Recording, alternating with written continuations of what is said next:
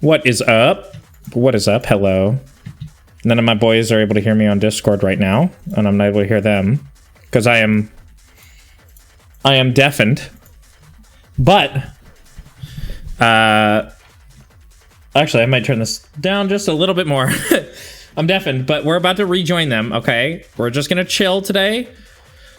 We're listening to some breakcore, and we're gonna talk about some D&D stuff.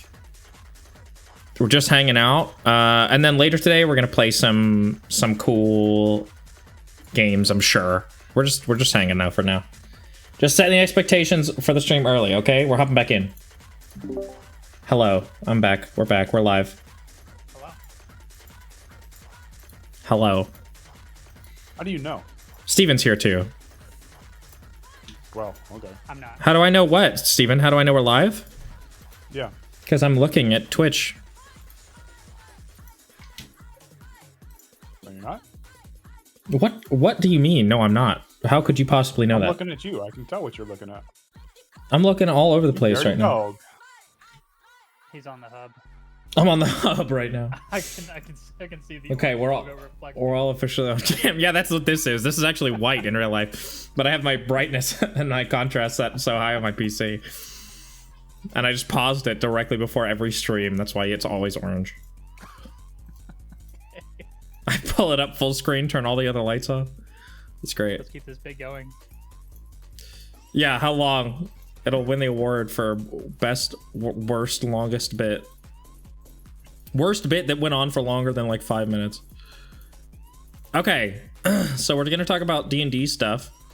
So I guess, legitimately, we should start at the beginning. Steven, are you in a headspace where you're ready to learn? Do I need to take some drugs? You should take some notes and some drugs. All right. Hold on. What kind of drugs are we talking? Legal ones. Oh, Ones that enter a legal gray zone. that's lame. Smart idea. But hold on. Gray zone, as in, like some states are cool with it. Yeah, legally, it's gray. I don't know where you live, but... Oh my god, Kyle. Are you back? Are you... Okay, I can't hear you at all. Steven... I can hear you. Okay. Hell, dude. What's wrong with this mic? I don't know what... Yeah, something's up with your mic.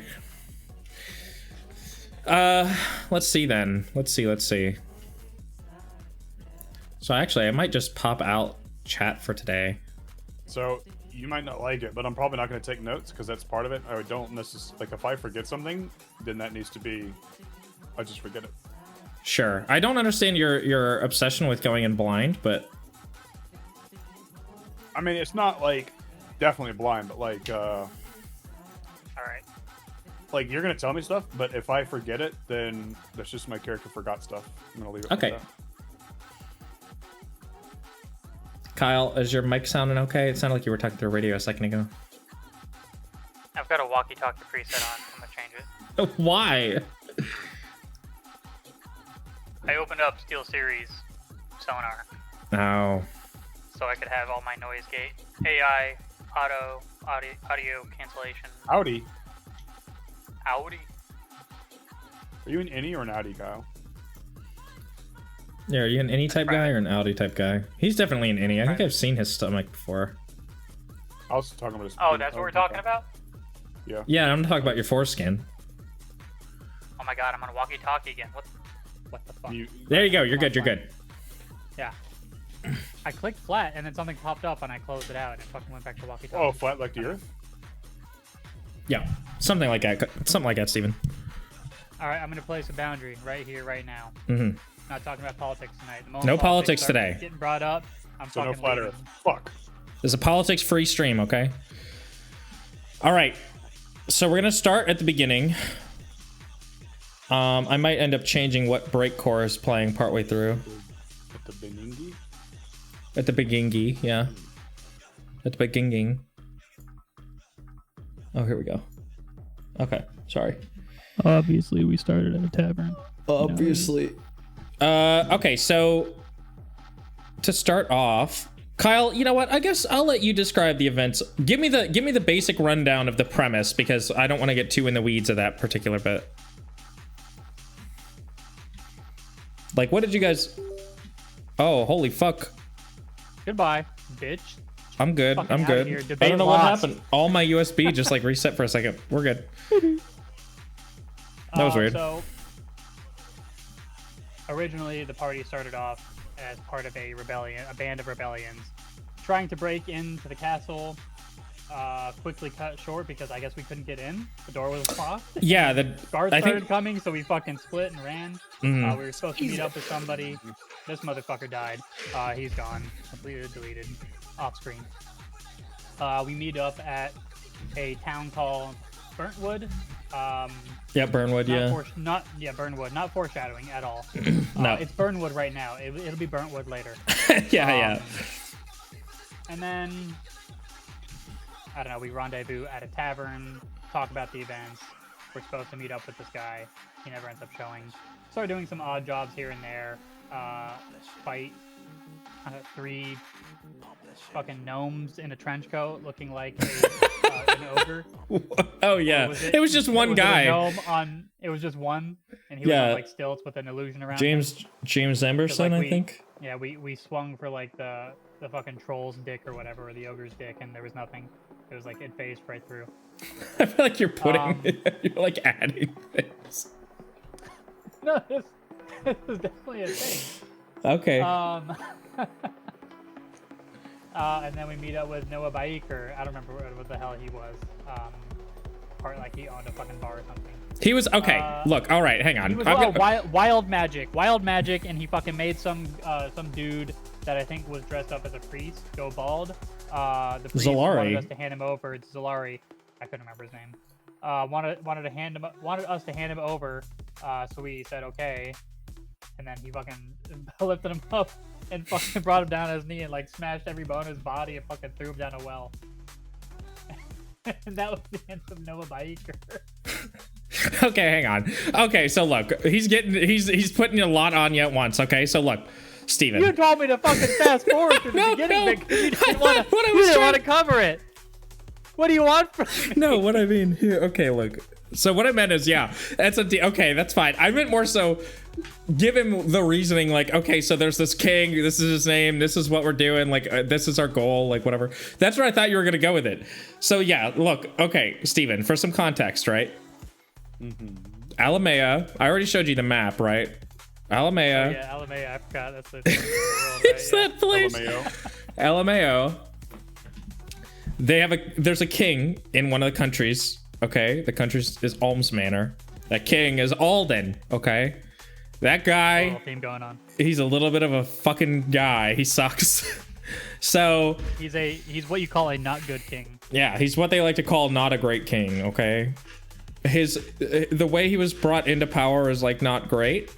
So the party has their own reasons that were not contrived at all for wanting him dead. Okay, wanting to Luigi him. They Luigi'd him, or they wanted to Luigi him, right? Then the night of, okay, all the party members were there. They didn't know each other. They were going to Luigi this guy, and when they did, one of them touched the door to like the castle and dropped dead immediately. Not one of the party members, but just one of the people that was there with them. And then the leader of the crew, you know him well, right? He was like, you guys go and hide in this like town that we have an outpost in. We're the resistance, by the way, TM. And they said, you guys go hide here and we'll meet up with you later and give you more instruction. Well, that never happened. When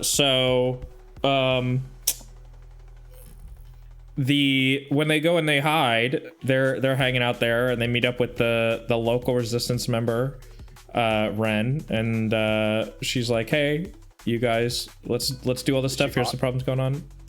Kyle, is she hot? This will say a lot about Kyle. I don't remember if she was hot in this campaign, but she's not but hot. in the original campaign, I know she was really hot. She was really hot. But if you don't remember, she's not hot. So. She was not hot in this one. She looked kind of like the muscle princess from Adventure Time. Hot. In the first one, did Salison end up banging her or someone else? Yeah. No, May. He ended up banging the maid, the barmaid. Oh, okay. Which made it way better when she got incinerated. So, but yeah, no, Ren was the leader of the Sparrows, I'm fairly sure. Yeah, that sounds right. And yeah, they had like their own specific like warrior women vibe going on. In the ideal world, these two timelines would be merged, you know. But anyway, all that to say, yes, there was a guy there named Solari. He was like the priest of the local church in Burnwood. The only reason he's important now is because he comes up later, but he has like a beef with them, and one of the side quests they take on concerns this mage guy named Noah Baiker. He has a very interesting and creative name, and he accidentally turned Zolari. He took all of Zolari's body hair away permanently because he tried to. He was like an insane asylum maniac that like escaped and was hiding in the town pretending to be like a worker, like a mage or healer. But in reality, he has like wild magic effect that goes off every time. And so he made all Zolari's hair come out and fall off. And then Not happy about that. Zolari was not happy about that. And so when he discovered, when the party was going to turn him in for some reason, he just wanted to escape. And then Kyle was like, he captured him, he tackled him to the ground or something, and like dragged him outside and handed him off to Zolari. And Zolari grabbed him and flung him against the side of a well and broke Now, every to be bone fair, in his body. Noah played this fucking guy. Noah played this guy, Noah Baiker. No connection. Yeah, no like, relation, super yeah. suspiciously for no fucking reason. How was he Like, suspicious? He's like, you know, I actually don't want to go to this Zolari guy. How about we just get out of here? Let's just leave. Yeah, he said, That's exactly how you I need to fucking played leave him. because I'm gonna get worried. I'm gonna get beat up or killed if I get turned into police because I accidentally turned. Because the whole reason he wanted help to leave is because he accidentally turned the healer into dust. Remember, the healer got sick and he didn't know what to do, and so he accidentally turned him into dust when he tried to heal him. And he was like, "We need to leave before anybody finds out what I accidentally did." And you were like, "Well, I'm turning you in." Yeah, because this is when I wanted to play my character as like a good paladin, a goody two shoes paladin, which was cringe. Damn, remember when I wanted to do like a bad paladin and I didn't do it right at all? Remember that? Oh, I remember that. ends with the days. I remember wholeheartedly, I'm sure. Yeah, did I I am- tell you I about don't Banana know. Lord, Kyle? Banana Lord? I think I've told him about Banana Lord. I don't know, maybe. He's But on you the tell wall. him. Steven. How do you want to continue this recap? Do you want me to like speed run it and then you go over it again and fill in all the gaps? We can go a little Keep in slower. mind, yeah, y'all are just like saying stuff that I am like. That's why I What's wanted going to, yeah, give some time to break, because I want to see Steven. How do you want to do the recap? Because in reality, it's all for you. I'm hearing getting you way too caught much up. information that, I mean, no offense, but like don't matter because like I'm hearing about some character that I'm not gonna remember the name. I mean, Noah Baiker, okay, yeah, but like. You know what I'm saying? Okay, so names, no names, No, I'm just saying. only the important stuff. Hold on. He's playing Shadow. He's playing Moria, which isn't really. No, I'm able to listen right now. I'm in the middle of a fight, but Let me pull up my phone and start playing mobile games then. Everybody's I like, do want to go upstairs and grab my bag real quick. Okay. Give me like 10 seconds. everybody will play like idle games.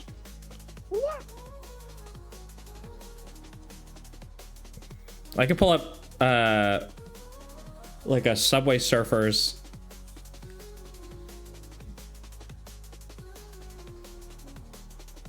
What if I do that? I'll pull up like Subway Surfers footage.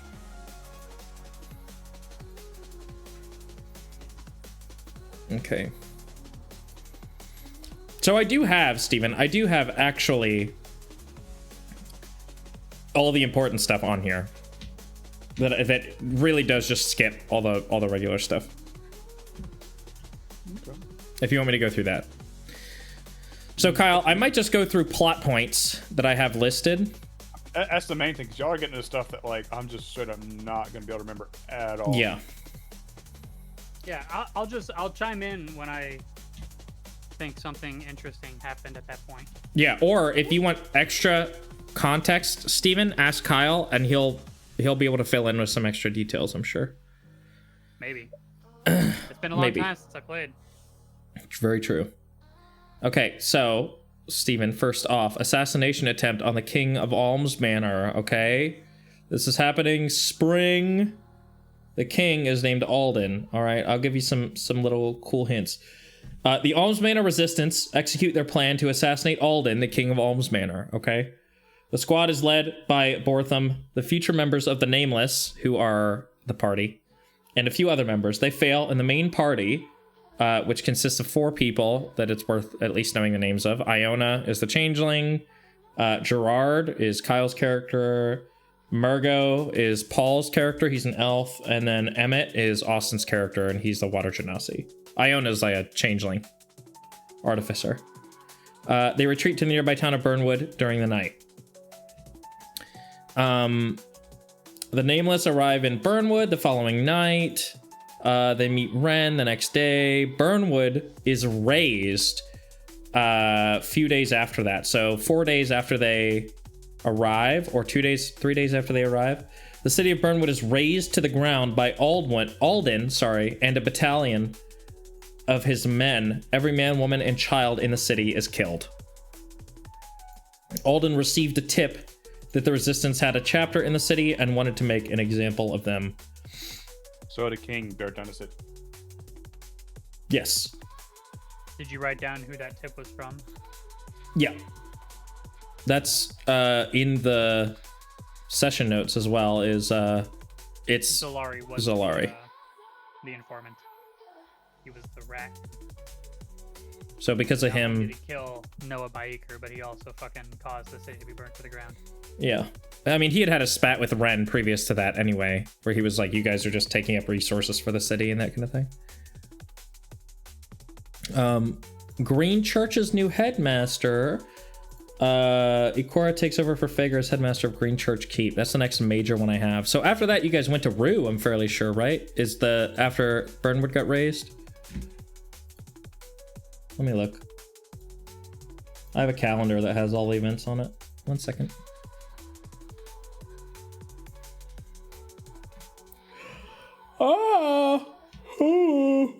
Okay. Burnwood raised. Ship, didn't we? Traveling to Belmere on foot. You guys got there 2 days from then, and you met Hatchet. Yeah, we went to Belmere, snuck in because we figured the king knew our identity. Mm-hmm. So we didn't go in too far into the city. We just went in there so we can get to the port real quick. That's just the capital, by the way. Get the fuck out of there.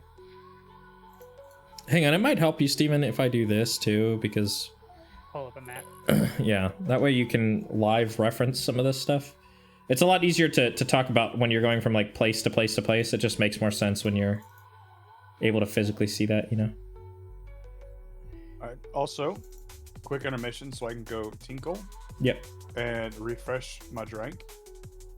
Perhaps. I'm sorry, can you help me with something? Yeah. Okay. Sounds like we all need a quick intermission. Yeah, that's fine. All right. Good timing. Oh, my knee. Wow. Get fucked, Kyle. Uh-huh.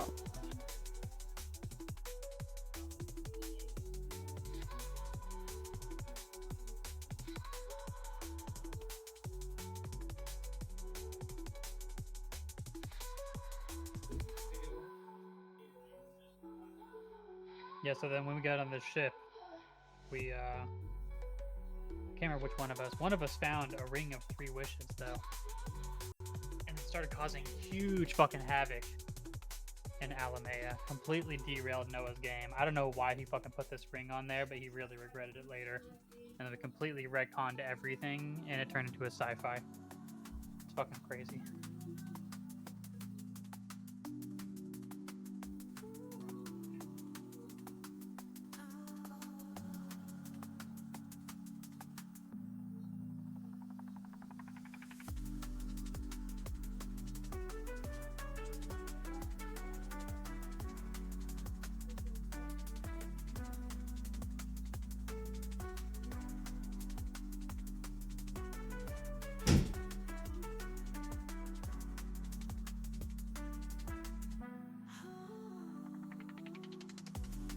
just bring up chat. Chat.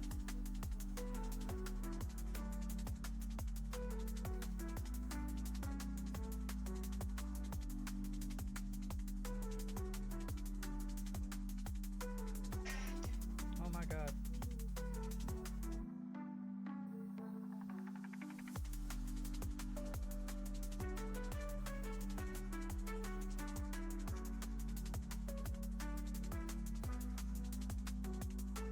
Oh no. Oh no, I fucking hate it. Holy shit. This new mobile app is terrible.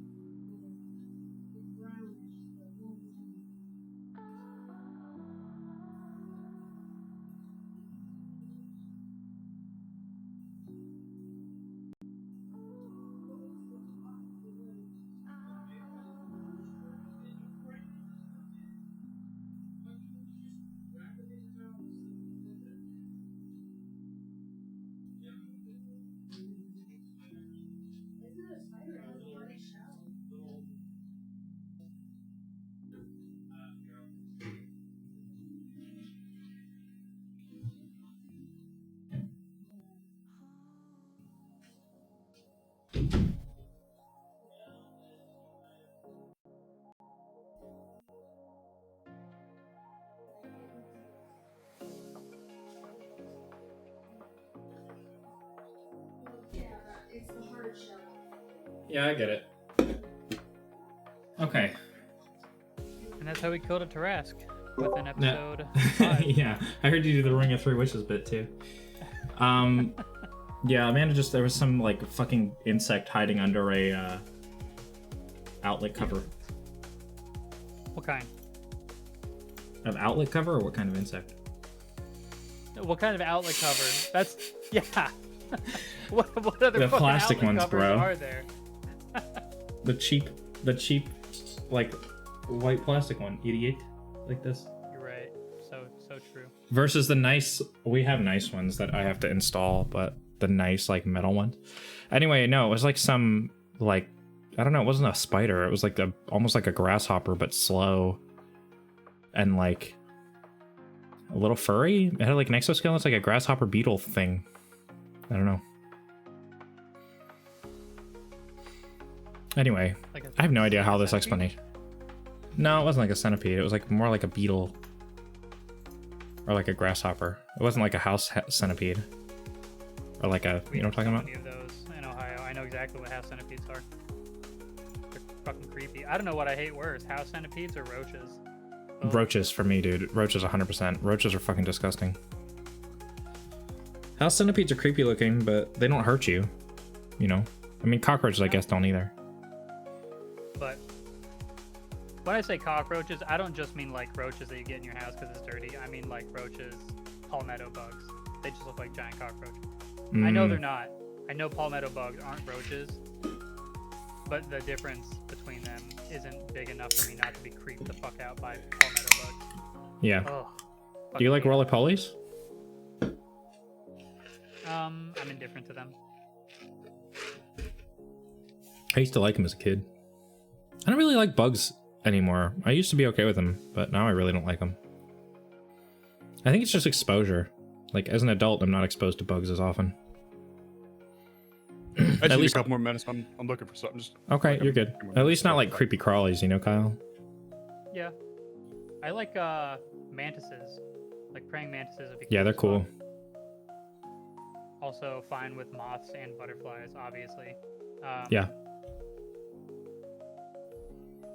Beetles are fine. Ladybugs are fine.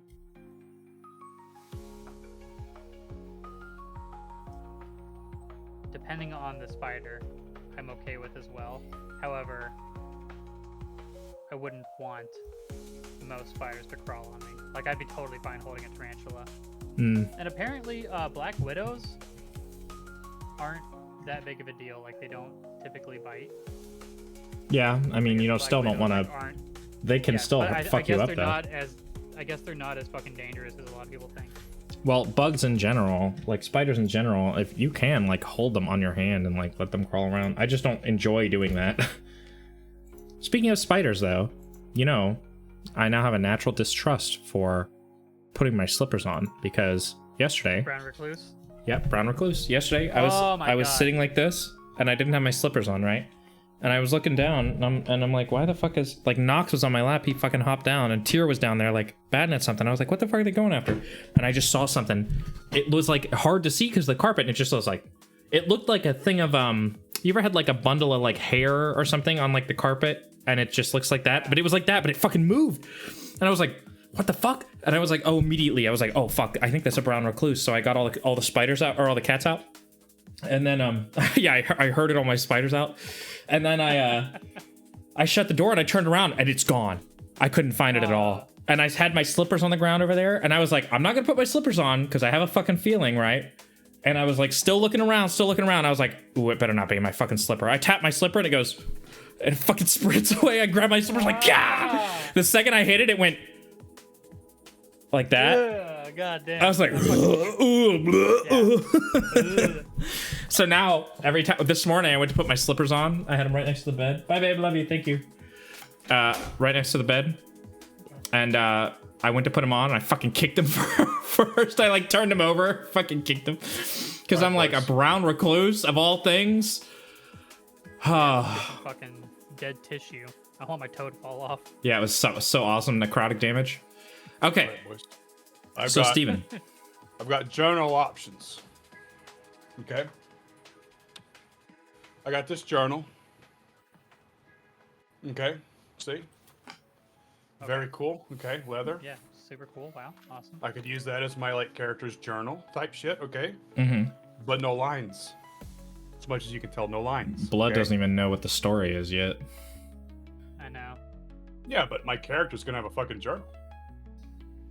Blood thinks he's going to be doing everything digitally, not digitally. No, this is where I'd rather write my stuff down, I think. And then that way it'd be like my character journal. He'd have to fucking translate or it this. so that This the is DM beautiful. could read. You know, that's really cool. But That's if he even thinks I should be allowed to read his journal. No, my journal would just be like events that happened, whereas items would be probably on the computer. Okay. If I remember to keep up with it. Blood missing the point as per usual. Blood. The idea behind my a body. character having like a diary is so that the DM can know what the player is choosing their character's thought process to be. I mean, I've never had that, nor would I have had it. I had a character diary if I didn't have this physically. I mean, we can still talk about. We'll just talk about that. Let's talk about the game first. Okay. So, oh yeah, that's what I'm doing. Pulling up world map. Okay. Now, Steven. Yes, sir. Yes. Here we go. This. Oh, let me share my. Oh, you know what? I guess I'll share my screen with you.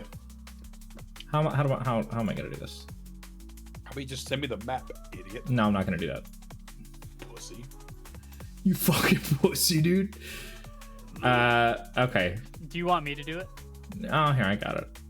Oh wow, he's got the map, but I don't. Yeah, he has the fucking map. I have access. Tell you what, pal. Roll 20. Hey, hold on, can you zoom out real quick? What was that? Screenshotted. Aha! Got him. And? Okay, so look. Oh. This here, this is Belmere. This is where they started at. This is where the bad king is. Okay, right up here. Okay. Now,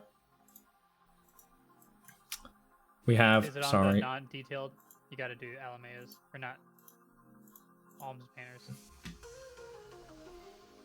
Yeah, I have the Alms Manor one. I was gonna get to that in a second. But you guys have to go down to Rue. I just wanted to show how that is in relation.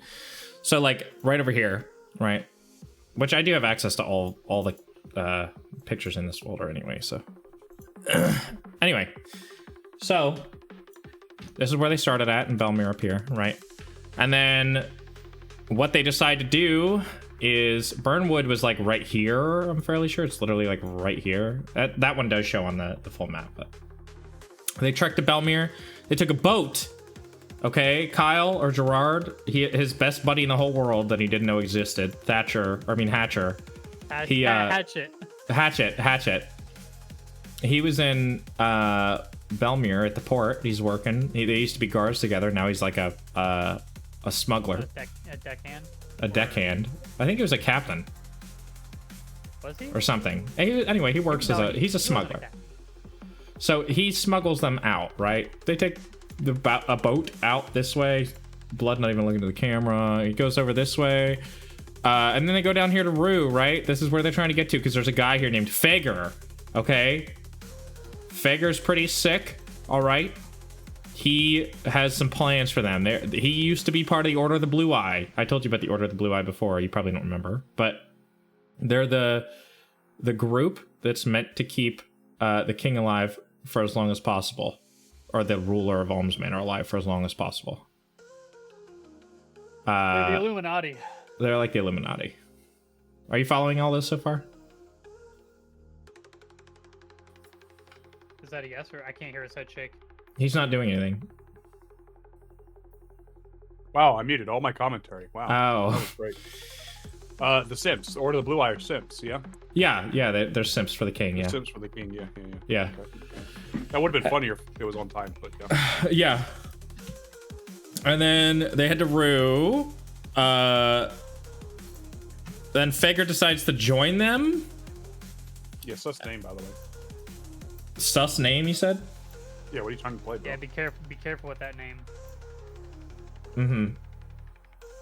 No, I'm not even gonna respond. Fager finds a way to trap Boromir, who Boromir is the father of Alden. He's also the ruler of Hell. He's also, I mean, I just say Hell to make you feel better, but it's Shabalba. I figure it's easier to just describe it like Hell. It's not literally Hell, but it's close enough. And so they figure, I think the logic, Kyle, was that Boromir is where Alden gets his power from. Therefore, if we trap Alden in his physical Terran body, then Alden will be weakened because he won't have access to that power. Right? That was the theory. That was the theory, and it kind of worked. And it also worked on Murgo, because it turns out Murgo is also the son of Boromir. Somehow. And then... Did we find that plan when we got to Rue the first time? Or was that later? I feel like that came much later. I don't know. Let me see. I'm sure we're skipping some stuff. Party meet Hatchet and set off for Rue. They arrive in Rue on the 1st of Yavani. They meet Fager on the 2nd and go to and procure a ship for Quethlin. So they left Rue and started going to Quethlin all the way down here. And then Ikora begins to lead Rue. You guys fight the crocodile. Oh, we are missing something. Do you want to know what we're missing, Kyle? Do I want to know what we're missing? You do already. This is your time to shine. On this particular ship, this happened. Okay. I didn't realize this happened so early, but yeah, I decided that I didn't want to play a goody two shoes paladin anymore. so we came up with something out of the game, and then it worked it in. So what would you become? I get killed, and then I have a little chat with the sister of the goddess that I was a paladin of.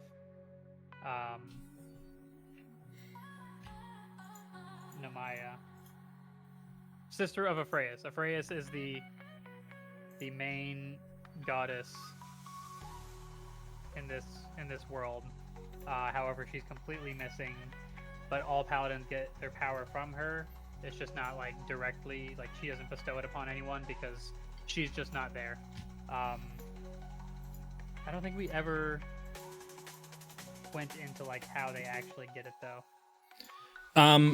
Basically, yeah, this question did get asked, but basically it just boils down to they were she was originally the person to directly give her power ages ago, but she also made it possible for them to bestow that power on other people, so she didn't have to manually do it every time or whatever.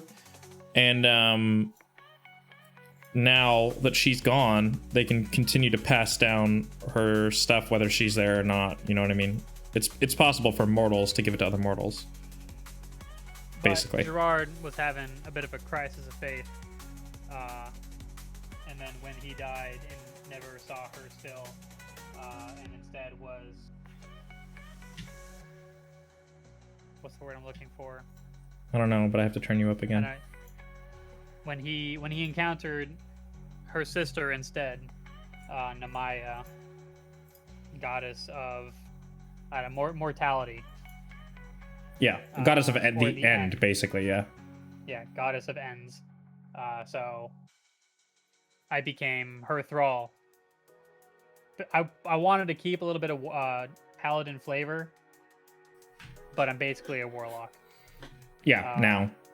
So level 2 paladin, so technically didn't get my oath to break yet. So I'm not an oath breaker paladin, but I am a warlock now. He's a mind changer paladin. I'm a mind changer paladin. Would have been cool as Oathbreaker though. TBH. Just stuck with it, pal, until then. Huh? I mean, I let him like fuck around with his class too. Basically, he got a free rework. Yeah, true. Because it just wasn't working out. However, he originally planned it. He just didn't have fun playing the character. Yeah, I didn't originally think that I was gonna go warlock, but then I didn't like having to roleplay a paladin because I feel like if you're gonna roleplay a paladin, you have to be good. Paladins are inherently they're lawfully good, but I'm not good at role playing lawfully good without just being a fucking like a killjoy. About the banana holder. Yeah, I want to hear about it. I want to hear your description. Mine? Or what? Of the Banana Lord, because Kyle has no idea what you're talking about when you say that shit, so it's good to give some context. Yeah, the Banana Lord is a dwarf paladin. I started out, I thought it'd be like cool and edgy to be like an anti-paladin or whatever, and like within the first session I became an actual paladin. Basically he was a logic breaker. That's not an official thing. This is the one I told you, by the way, where the character's power was the power of random TM. Yeah, so it could not help the party. It was nothing that could actually help the party unless it was by accident. Yeah, great stipulation. It's not allowed to help the party. It had to be creative, though. Like, if... I think there's only like 1 or 2 times where I actually turned the logic break into being creative. Like, and actually helping the party. And they were like, well, I mean, that's... Alright. Sure. But, like, he could eat popcorn, you know? Like, he'd just be a random fucking popcorn machine next to him while he's watching a fight. And people are like, where the fuck did you get that popcorn from? They're like, what are you talking about? All of a sudden, popcorn would be gone, you know? Okay, so you're just Deadpool. Yeah, but like, kinda. But you can't acknowledge the logic break. If you acknowledge the break, it doesn't exist. Oh, it never happened. Shit. God damn it. There's I don't remember all of that, but... Like, there'll be a like character popcorn. And at like, the end of Jujutsu Kaisen in the manga who his entire power is like 80s style Japanese comedy, and like he can just like bend reality to his whim as long as he thinks it's funny, and just creates like skits within the world. Okay. Wait, so yeah, my character, it turns out it did something later on where like he was like the son of a son of Loki or some bullshit. Just for fun, you know, like he had sex with like a really ugly dwarf with my mom. What the fuck? And like, oh, I don't know. Apparently, my mom was ugly. Oh, I thought you said. I thought you were saying you had sex. With No. Like Loki being my father, it was like Okay. apparently so. Like, yeah, I got really bored and really drunk, and I had sex with something eternal. But you're fucking a horribly ugly mother. But yeah, he could like break a logic, but it could not help the party like in any actual way, except for one time, he inadvertently created other Banana Lords, and it became a race. Like, not an official race, like you couldn't play it, nothing, but just became like a people. there was a bunch of other ones that like they straight up could not die because they didn't acknowledge death. Like they could be cut in half. I'm like, hey man, what the fuck? But this, by the way, is what I mean when it's like, this is a funny bit, but it was a very annoying to play with in game. As another member of this party, no other characters enjoyed it because it was because of the stipulations about like he can't help the party. It just felt like fun with it. Big Alex it was had a little bit funny. of fun with It was funny, but it's not good as like a player character. You know what I mean? But yeah, I mean, also he's a paladin, by the way. It was like he was a bit. It was like the whole character was a walking bit, which can. So he so he could never help the party, or he just couldn't just no any of the breaking. logic breaks. He could do logic breaks that would like destroy the universe in terms of like it wouldn't make sense. It was just like some random thing that would happen. He could like a bathtub would like fall, but it wouldn't. The point was that it could not help the party. He was allowed to break the logic of the universe as long as it didn't help the party. And I had to roll for it too, usually. And he had to roll for it. So I mean, it would just be like funny bits that like sometimes it would help. It was like an infinite ring of shitty wishes. Yeah. Well, like it Kinda. could help, but not like really, like not during like, nothing during combat. Like if I said like I want a logic break, like the fucking like in the middle of combat, I'm like, hey dude, your fucking shoes untied, and he's got like actual tennis shoes, you know, like that just wouldn't work. So, but like outside of it, I think it did technically was useful a couple of times. I'm not sure. But the reason it became annoying was because nobody else was able to do that. So when you can like Deadpool or like Thanos finger snap on like a merchant and say, no, I think oh yeah, Alex, we got way too crazy in it, and he went hard, dude. Like at Big Alex, we talk about the fucking head shoving up asses. oh yeah, I mean, I'm not trying to point fingers, but I'm just saying like it was just not a good. It wasn't a great party in general. I wasn't great in it either. I literally went by. I was a rogue by the name of Blank because I was like I had just watched No Game No Life, and I was like, oh, that'd be so sick. You know what I mean? So yeah, I mean. That was my whole thing, and I was like an asshole and stuff too. But like, yeah, now I don't idolize that character though. Is the difference? You sucked off a lever, and I think they're like, you know what? No, I roll. jacked it Roll. off. Let's It was a lever You that was sucked actually it. a fire. You sucked No, I didn't suck it. I jacked it off because it was a. You sucked it. You said, Steven, shut the fuck up! Shut the fuck up, please! Listen! It was a fucking lever in the wall, and it was supposed to be. I was just like, oh, I'm gonna keep fucking doing the lever. I'm gonna move it back and forth because I knew that it was the joke. I didn't know what exactly it was gonna do, but it was obvious it was some kind of phallic joke, right? The point was, it looked like a cock. It was the lever. So I fucking moved the lever back and forth a bunch, and then it jizzed lava onto my face, and it burned my face off. And then they revived me by putting me into like something, and it welded gold onto my face, so I had a permanent golden mask, and it made me like better at something. It doesn't even matter. But no, I didn't fucking suck it off, Steven. If you're gonna tell the fucking shitty, awful story about a party that fell apart because it was shit, then tell it right. Okay, well, here's my memory of it, is that you're like, we said there's a lever, and it was like a stupid big-ass lever for no fucking reason. We're like, okay, it's a lever, and then you said, I'm gonna suck it, and you like started throwing it, and then you, for some reason the DM, I think he was getting a little annoyed. He's like, all right, roll.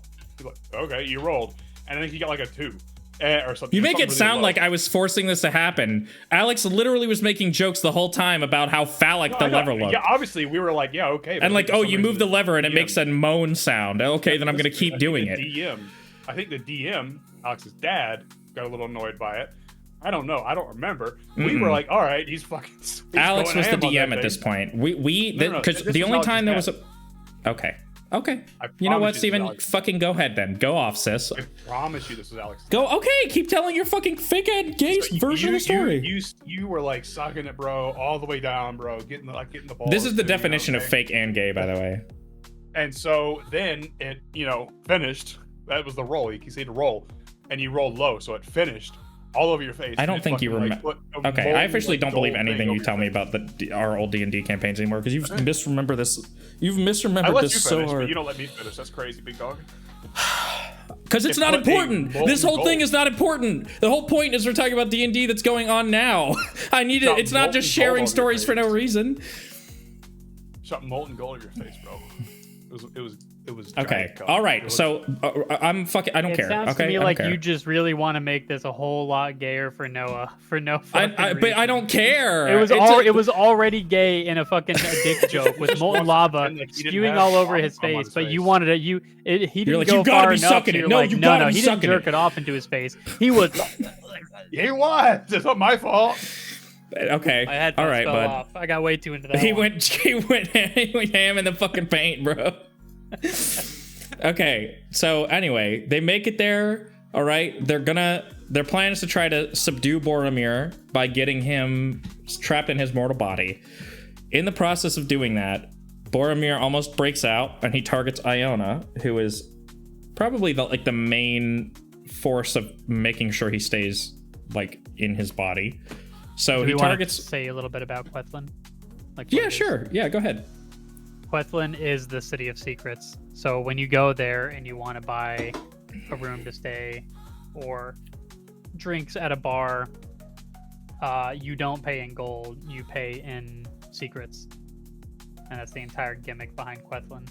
Yeah, it is a gimmick town. It's like the smaller secrets, little like dirty laundry sort of stuff can get you a room, but like bigger stuff like, could. Was it like any secret? Like, what if I like shit myself in school like one day and like? Maybe you I get mean, a yeah, meal. you could give that to somebody, yeah. You know, but typically it's like, what do I get out of it? Like, I don't know who you are. You know what I mean? Like an NPC could be like, I don't know who you are. I don't care that you shit yourself when you're in school. I shit myself the other day. But it's not a secret. What kind of secret is that? Yeah, but like I've already given the secrets. Like, I need to get something out of it, pal, or I'm gonna get angry. Now, see, if that sort of interaction were to happen, I'd get pissed off very fast. Those are the sorts of things that don't earn you points when you talk about, can I play also? Because I picture that sort of scenario going down and how I would react to it. It's not a good idea. Well, I mean, if it's stupid, yeah. Like, if I'm gonna sit there and bitch to somebody like, hey, man, I've already told you the secret. I need something out of it. In the middle of this place where I'm new, yeah, I'm probably gonna get like the guard on me, yeah. No, okay. I mean, that's not what I was talking about, but In the universe, but yeah. Boromir appears, and then during the execution of that plan, Fegr is killed because he steps in front of Boromir as he tries to kill Iona. Because she was like sealing him on her arm with like Yeah. tattoos or something. Basically, Iona is what's keeping Boromir trapped to the mortal realm. Mm-hmm. Wish I had known that at the time, though. Wish I had known that it was going to fall apart the way it did at the time, or else I would have made her not as important of a character. But it's fine. There's ways to work around it. Let's see. Okay, then the party. God damn, you guys took ages. You guys left overnight. After Boromir got trapped, you guys just fled immediately up to Thornton up here. I think we fled because there was Did we? I'm trying to remember where the fuck we. Because it was like Fager's body. Iona was like trying to. You grabbed Iona and ran, and then she was like trying to escape and get back to Fager. And Boromir was like screeching like a fucking animal, and you guys were like, "We just have to leave. Like, we gotta leave. We gotta fuck." I don't. There's like, how are we gonna explain this to the local guard? We like, yeah, there was the local guard. There was like a bunch of people. Like, we snuck into this place, right? Into Quethlin? I don't think you guys snuck into Quethlin. No, you guys. Yeah, you were in like because you guys snuck into like a local college or something to get to their. They had a special like ritual room. Yes. Because I remember the map. In the map, there was like a giant fucking square in the center, and that's where we went. That's where we did our deed. And the giant dangerous square in the center of Quethlin. Have we? I feel like we skipped potentially the most important bit of lore. 2 actually. 2 bits. Is Athelartis in there? Or does he make 3? Athelardis is 2. Athelardis. But there's one more. Super important. All my US... When you spoke, you didn't say anything. Bro. All my USB on my fucking PC, just like a second time, it all shut down and all rebooted back up. Oh, yeah, probably suspended power because you have a new computer. You didn't change that option. Yeah, but for everything? Maybe. I don't know. Windows is really dumb. There's a reason I really don't fucking like Windows. While you're dealing with that, I'm actually trying to remember his fucking name. What is the scenario? Oh, starts with a B. Beepo? Is that who you're talking about? That was in Quethlin, wasn't it? No. I think that was in... Was he in Rue? hang on. I have him fucking written down. I think he might have been in Rue. NPCs. People? We learned a game called Cups, and it's definitely gonna be your favorite. if we ever get back to this. It's gonna be the either what ends up killing us in the end or what saves the world. His blurb is or likes playing Cups, dislikes losing at Cups. He's in Rue, yeah. He works for Kika, remember? At the Sleepless Stars. Kika, Meemaw, Peepaw. No, Meemaw is not in the picture, but Kika is there, and then Peepaw is his dad, and then the other employee was Durbitch. He was the guard. Yeah, he's an orc, and he got fired because this he place broke that had guy's arms. Magic fields. Yeah, but he broke that guy's arm. Remember, like Chewbacca, he like ripped that guy's arm out of the socket because he called him Durbitch. He was making fun of him. Even though his name is Durbitch. But the guy called him Durbitch and he got really pissed off and so he got fired. Cups is a game that has no winners or losers. Or nothing. No, there's definitely a loser. There's only losers in Cups. I win. Yeah, Beepo exclusively wins every time. He needs to go first. If you're gonna play Cups with Beepo, he needs to go first every time. Every time. You're supposed to hold your hands out. Paul's in chat, by the way, now. You hold your hands out in Cups. And then the other person just throws something. It was so fucking stupid. I hated that bit. You're in Cups, so you just throw up in other people's hands? Yeah, he's like, hey, you want to play some Cups? It's really cool. It's a really cool game. I'm really good at. I'll show you how to play. Mr. Emmett, man, you want to play Cups? Yeah, Beepo, sure. I would love to. All right, hold your hands out. Okay, hold your hands out. He just I win. Throws up. I win. Yeah, that clip is good. I haven't looked. I feel like my character would absolutely... The character I have in mind would absolutely beat the living shit out of that guy if he did that. What, you beat him at Cups, you mean? No, if a guy come up to my character, the character I'm imagining, says, "Hey man, I'm like, okay. I'm like, well, I mean, fucking sure, I love bar games. All right, hold your hand out. Okay, he just fucking I feel like if vomits you in put there. your hands on anybody, like their 3 bitch would fucking seconds. rip them off. There's gonna be 3 seconds of silence where my character just goes fucking ape shit and just murders the guy. Durbitch still lives in that little shed out back. He's still defensive about that place. Oh yes, coughing my lungs out, but in chat says Paul just pukes. Goddamn Beepo. Beepo's so lovable though. It's okay. He's missing, presumed dead. Yeah, my character killed him. You can no. Boromir took a visit to Rue, and Beepo hasn't been seen since. Beepo is the end boss. Beepo's he's a BBG. He's the secret. You guys will get to the end, and you'll be like, oh, we're about to figure out who the figureheads of the resistance are. Those 3 mysterious people who we haven't known about this whole time. And one of them is just Beepo, and he's just like, hello, it is I, Beepo. I was taking on that persona just to trick you the whole time. It's gonna be By the way, you like want Obito and fucking Toby and Naruto. Bro, that whole thing was so fucking stupid. What? Toby? And then Athelardis is the other one you said? Yeah, Athelardus. He's our traveling he's our wandering magical salesman who just appears when we least expect him, and he will literally appear anywhere. The choose goose, says Paul. The most recent one I saw, it was the most recent one I can remember was when we were sailing last, and then he popped up on the back of the turtle.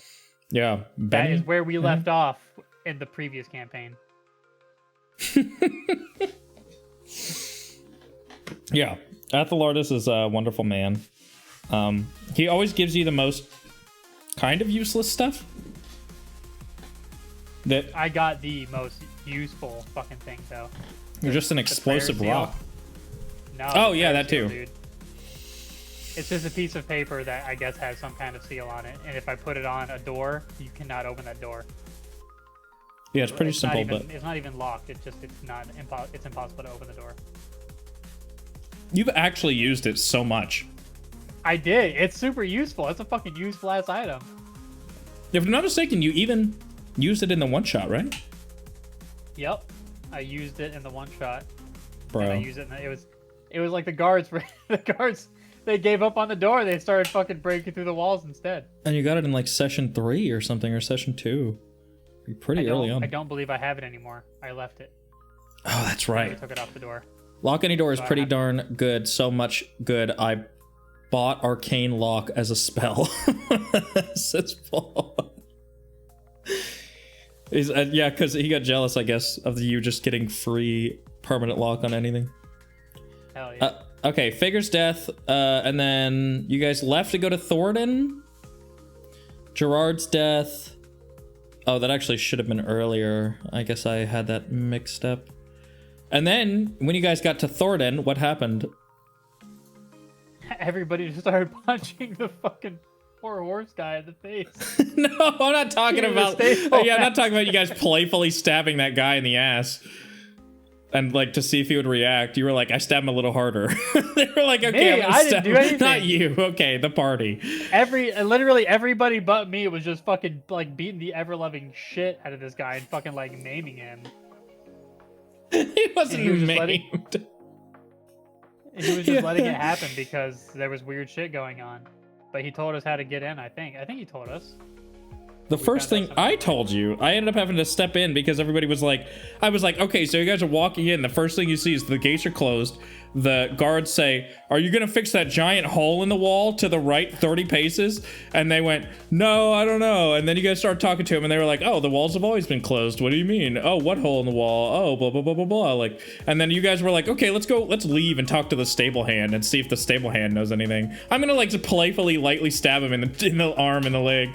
And then when he doesn't react, I'm going to do it again, but harder and see what happens. And like start slapping him in the face and stuff. Like it was like maniac behavior. Anyway, but it turns out they were all under some kind of spell. That was the part I was... Cure wounds on that guy. That was the part I was wondering if you were going to get to. Play on hands. I was wondering more so if you were going to get to the part, Kyle, about why Thornton was such a crazy place. You remember? You remember why everybody was under a spell? Also went a little turbo murder hobo on that kid. Says Paul on that kid. I know why, but did we know why yet? Did we know who was in charge of Thornton at this point? Yeah, oh, maybe not at this point, but I figured that, I don't know. So yeah, I wasn't gonna get to it until okay. Steven, are you okay with this so far? Do you feel like you've caught up? Like you're keeping up? Kind of, but y'all are also like deviating into a lot of stuff that like is just not going to be remembered. Yeah, I'm just trying to think about. Okay, but you feel like you're. I know what Cups is now, which I feel like I shouldn't know as my character because that would have been great for my character to randomly find out. No, it's important. No, he's presumed dead. The guy hasn't been seen in like ages and ages. Any number of characters, even someone from the party, could have like pulled that on me. Like, hey, Gerard walks up to you and let's says, see how cool you are. Do you know how to play Cups? Yeah. You want to be one of the cool kids? That's a really cool game. I love bar games. How do you play it? I feel like if anybody in the party would, or if any of the players would pull that, it would be me. But I wouldn't play Gerard like that, so it would never fucking happen. I could see Murgo doing it, but not I don't know. Not unless like Austin was there. Austin would. 100%. Yeah, but he's not gonna fucking play. No, yeah. Gaylord. And I'm talking about the company. Nothing derogatory. The company Gaylord? Yeah. Why Austin no play? Austin told me he's not able to play either. His new schedule makes it so that he literally is only free like the first 3 days of the week and nobody else is free. Literally. So that's the reason we had to call it, Paul, is because we have now 2 players who just I'm not ever gonna hear from at all. So I want to keep it going though. We're gonna see, but I'm hesitant. We're gonna see how this goes, but geez, yeah, I know. Well, that's the problem with having only 4. That's the benefit and the sad of having only 4 players and having a campaign that goes on for like over a year. DM, he reached out to me. We've been talking lately. Oh yeah, So that's cool. if you wanted to DM something, if you wanted to be a player. Paul says, okie doke, if all else fails, I have a thing I've been working on. Yeah, oh, I know we have options for playing D&D in general, but yeah, I'm open to whatever, but I also have so much already going on with streaming on YouTube that it's actually been kind of nice not doing D&D. So I'm thinking about it, but it's still up in the air as of right now. So yeah, we decided to eventually, at some point in the future, go into the hole in the wall and get into Thornton. People are weird continuously, but it doesn't seem like they're under like a spell that makes them all fucking narcs and like, oh my god, this person's not under the spell. They're just weird. They're completely out of it. They literally all say like, yeah, we've never had visitors. As far as I know, like the wall's always been completely sealed off, like all that kind of stuff. But the guy, they're like, yeah, our leader, Zolari, yeah, he's been here since he was a kid. Like he's always been our leader and like he's pretty cool actually, like this whole time. Yeah, when do we find out that Zolari is in control of this town? I'm pretty sure right when you get in. Like, you didn't go to Thornton with the expectation that he was going to be there, but... No. By the time you get there, you're like, oh. And then they're like, yeah, he's been here for a while. And they're like, well, what is it, like a month ago? What was our original intention with going to Thornton? You guys had just escaped and just went to, like, the nearest big town, I think. Oh. I think it was that we either have to go north or to the ports, and the ports we don't think are safe for whatever reason. Yeah, Paul says, my best guess about Thornton is that Zolari had been casting a wisdom drain spell or something. Yeah, at the time. Everybody was like, what? But it turns out he got there sometime after them leaving, and sometime after them leaving Burnwood, he left and took, presumably, some kind of control over there. Oh yeah, he killed the mayor, right? Didn't you guys find, like, pictures of the mayor and his wife and kid in, like, his office? Yeah. In, like, Zolari's office? Yes, it was the previous mayor's, like, home. And it's also where we ended up fighting him. But I thought that Alden told Zolari to go to Thornton and take it over. I thought he was under... I don't remember if he was. Almost positive he was in cahoots with Alden. I mean, I know that Alden left him a big sack of money, but we never know if he even got it.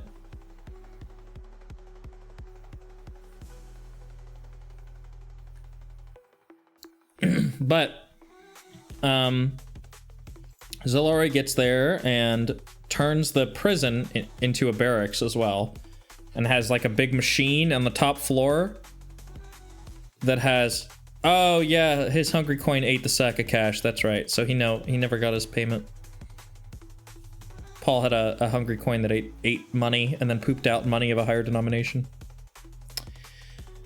And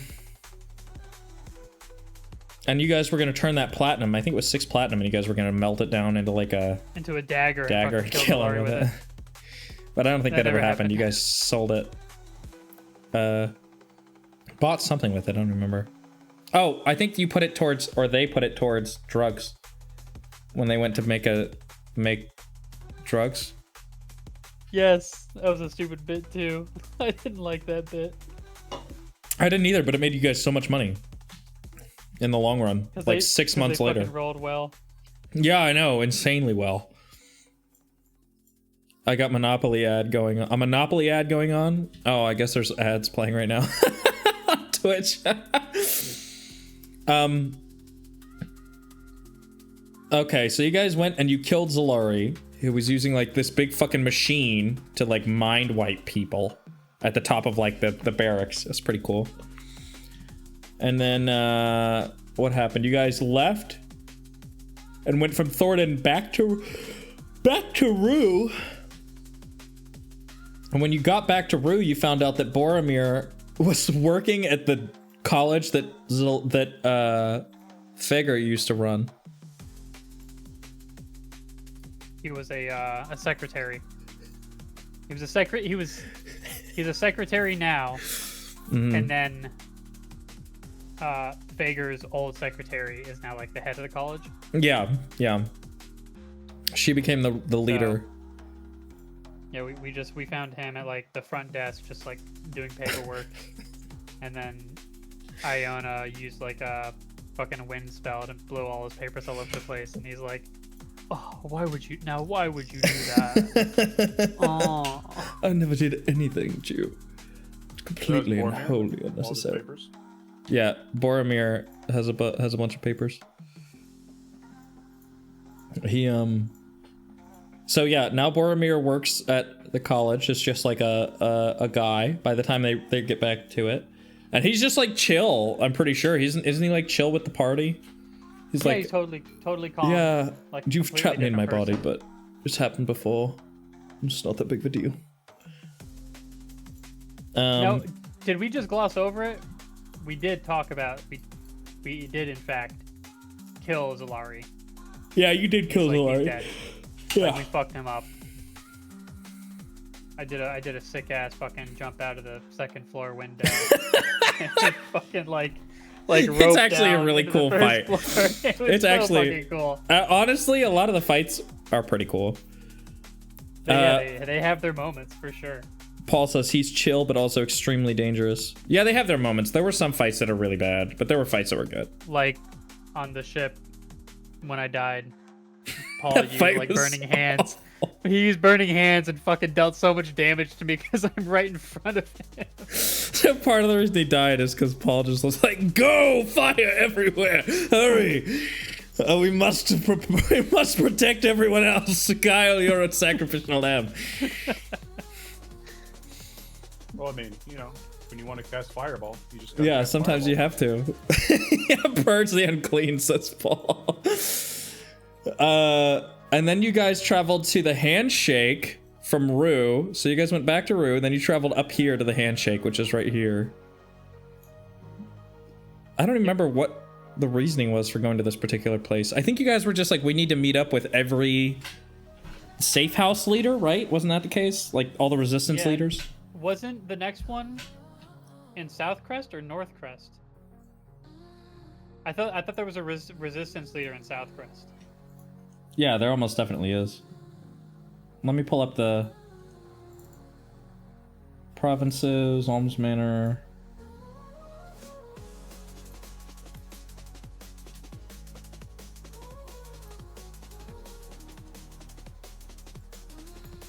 Let's test. There we go. Yeah, so here's the handshake here. And then there's South Crest and North Crest up here. But then, yeah, you're right. You're not showing it. Oh, I'm not? What the fuck? Let me just share my whole screen. If I can, that would be nice. Hello? Hello? Hello? Wow. Time to show non-video participants. Screens. Yes. Go live. Okay. Are you able to see my whole screen now? Yep. Okay, sweet. So, yeah. The fucking great chord. Oh, you can hear it? Hell yeah. Okay. Now we're in a real vibe. What did you say? We met a large orc that has a baby grand piano in his cave. Oh yeah, that's true. Yeah, that's who lives in the handshake is Wagazig. He's a giant orc man, yeah. I think. No, he always gave me Dr. Mundo vibes. Yeah, isn't he like a cyclops or something? Not a cyclops, but Bro just talked about Lee. an ogre. Isn't he an ogre? I don't think he was an ogre. I thought he was just like a really large, strangely large man. Hang on, I literally have I gotta pull up Notion. That's the reason I have notes for everybody. Like hide, just Wagazig. straight up hide. He has to be. Wagazig is an ogre. A well-kept ogre with a fondness for tea. He has known Thornley Danish for a long time and was both saddened and angered at his death. He's vowed to aid the party in their quest to kill Alden any way he can. Would you like to explain for the class Thornley Danish? Did we talk about Thornly Danish? No, he's the most interesting man in the world. We met him in Rue before coming up to the handshake, and we sailed there. We didn't walk there. Thornly Danish. Who fucking met him? It was You and Austin went to the bar. To the docks. I think. I went with him? Yeah, I guess I did. You guys went to the docks to try to procure a boat and take you north.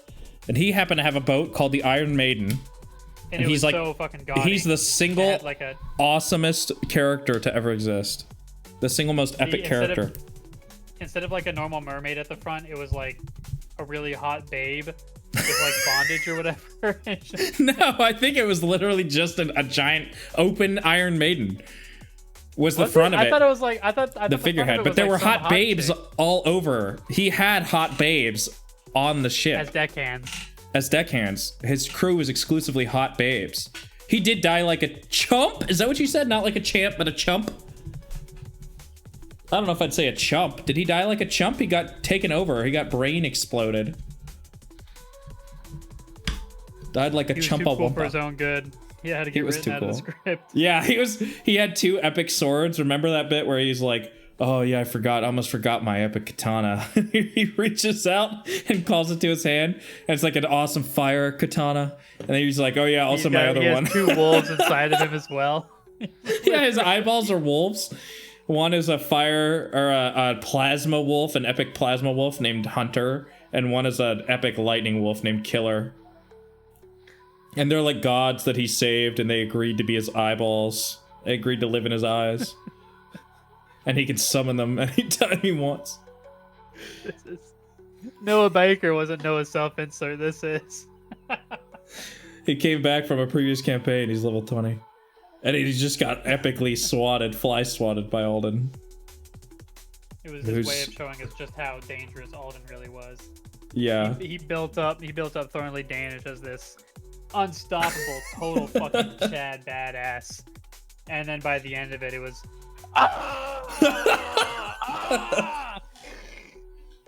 Yeah, you like press...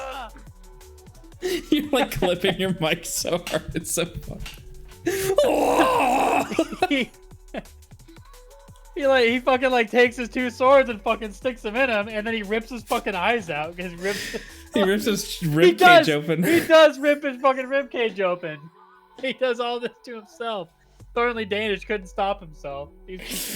Yeah, Alden, he touched a badge that Alden's like inner circle has, and inside of this tunnel, the handshake, we found like this weird like Leonin body pantry. There was like a room, and there was a bunch of like old rotten shit. So we know it's been long deserted, and there was like dead bodies in there.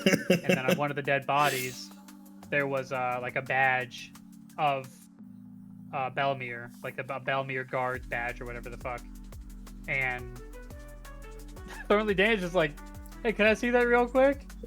Yeah, no, And you then got the badge. immediately- He was not in there with you. You got the badge and you took it out, and everybody Yeah, was we like took it passing out. it around And and, then- holding and it, then and the second Thornley fucking got touched it. it activated. And it turns out that Alden uses it as a way to all of his council people. He doesn't even trust them, so he uses this as a way to possess them. And everybody on the team, or everybody on his inner circle, had one, and they happened to find one, and then they immediately threw it in the ocean when Thornley died. And we're just like, oh, that fucking sucks. Anyway, so yeah, that was Thornley Dana. She was pretty cool.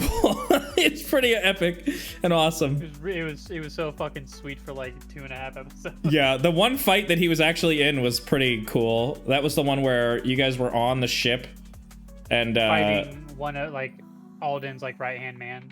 Yeah, He was a dragonborn with wings. yeah, what the fuck was his name? Not important. We fucking we whooped his ass. Mazarzon. That's what it is. Mazarzon. And yeah, I think Murgo punched the cast or the mast. He punched the guy in the cast. No, he hit the mast in the center of the ship with like a fireball. He fucking hit the guy in the arm. He has a cast on his arm. That would have been so fucking funny. Oh, what the fuck? Just fucking beat no cripples. That's Thornley Danish. That would have been Murgo. Murgo would have absolutely like slapped a guy with a cast with like a walking stick. Anyway, I feel but like after the handshake, was that not it? what do you mean, like the end of where you guys stopped? That was like halfway. No, right after the Thornley Danish incident, we sailed straight up to Belmere again. We didn't stop anywhere, did we? don't I think we stopped so. anywhere. No, you definitely did. Paul says in my notes, Mazarzon, Dragonborn, number 2 to Alden, head of the Anti-Descent League, dead. Yeah, you fucking killed him, fucked. Kyle. I think you got that kill on him. Hell yeah. But it was like, that was the fight where like both of the fucking wolves came out of Thornley. You got to see both epic sides of him. And like the one of the masts like fell and like created a bridge between the two ships. Remember that? That one was cool. I like that fight. Damn, if there was a fucking mast bridge in between the two ships, I don't understand why nobody fucking was like, let's do a sick fucking like sword fencing battle in the middle of it. over a stormy fucking sea while it's pouring rain. And the ships are like on a giant wave and they're like going sideways. Yeah, hell yeah, that would have been fucking cool. That's what. Why do you think I wanted a whole pirate season that we're not gonna have? Then you guys went to the handshake. Then you guys went to North Crest by boat. Up here to North Crest in Alms Manor again. And then party arrives in North Crest. Alchemist Labs built. Traveling to Rivervane by horse. Damn, you could not fucking stay still at all. What? We had this conversation. You didn't I don't think you had a hard time laying out like good breadcrumbs like What are you guys gonna do in this keep us town? there. Yeah. A lot of it was like, all right, so you're here in North Crest now. What do you guys want to do? yeah. I don't know. I guess just continue our main quest. Yeah. But a lot of the time though, you guys had like time sensitive quests. We started out with a lot of side quests, but by the time it kind of got to a point where it was like, I think there was some reason that I stopped doing them too, where it was like, it got to a point. The reason why we didn't keep doing the side quests was because the side quests felt mundane. Like you go to a job board and like do your dailies. Like, okay, we need some money. Let's go ahead and, I don't know, fucking help this person rebuild their burned down home. Like, oh, okay. And what? Not kill the king? That's ruining the country? Yeah, exactly. It was all like time sensitive stuff. It was like none of there were I mean, that's the thing that was like, the whole quest to me is like, it's a series of side quests leading to the final thing. You know what I mean? Like the main quest is get rid of Alden or whatever the fuck, figure out how to solve the Alden problem. But it was like the side quests in that include like, okay, what can we try? You know what I mean? But like that usually is so time sensitive that it's kind of hard to find other things to wedge in there that don't just feel like a MacGuffin to like pad it out. Like, I feel like there was so much content in terms of like main story stuff that happened that it's kind of hard to excuse like creating extra padding, I guess. And then where were we? Zalari got killed, and then Abbressor's Claim, and then Operation Lost Time. Now there's no way. There was still a whole... Really? That really happened in that same month? We made it to Belmere. Yeah. And then we had who gave us the deed? Fager? Somebody gave us a deed to a home in Belmere so we could use that as a hideout, being right under the king's nose where he wouldn't expect us. Was the idea. I think the Brass Knuckles gave you guys a key, didn't they? They said we were gonna go here and meet us here. Yes. Oh, I totally forgot about the Brass Knuckles. Where the hell did we meet them? You met them in... There are... Paul says he found the deed in a box. The Brass Knuckles are the secondary adventuring party. Yeah, they're the foil that actually you guys got along with pretty well. When did you meet the Brass Knuckles?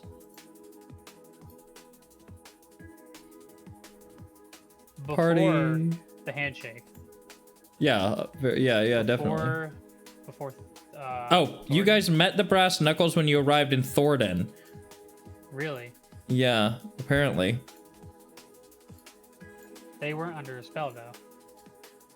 No, I think you just met them on the same day. Let me pull up my notes. My session notes. Huh.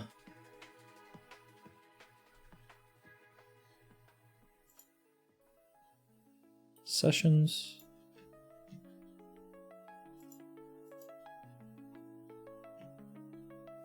Where are we? Not the handshake. Thornton? Upon waking up and reconvening at the dirty laundry, Gerard wakes up Fager, much to the chagrin of Emmett. Fager makes everyone yawn repeatedly and agrees to meet the party downstairs. Yeah, I think that was just a bit where I was like, oh. During his dressing, Emmett becomes suspicious of him because of an extended silence and barges into his room, but finds nothing out of the ordinary. The party tell Fager of their encounter with Boromir, which clearly rattles Fager. They bring Fager up to speed on the things the party has learned and ask him why he's on the run from Boromir, to which he dodges the question. This might not be for the right session. Note, Murgo asks Fager if he's even human. After being grilled for a while, Fager tells the party about outer magic.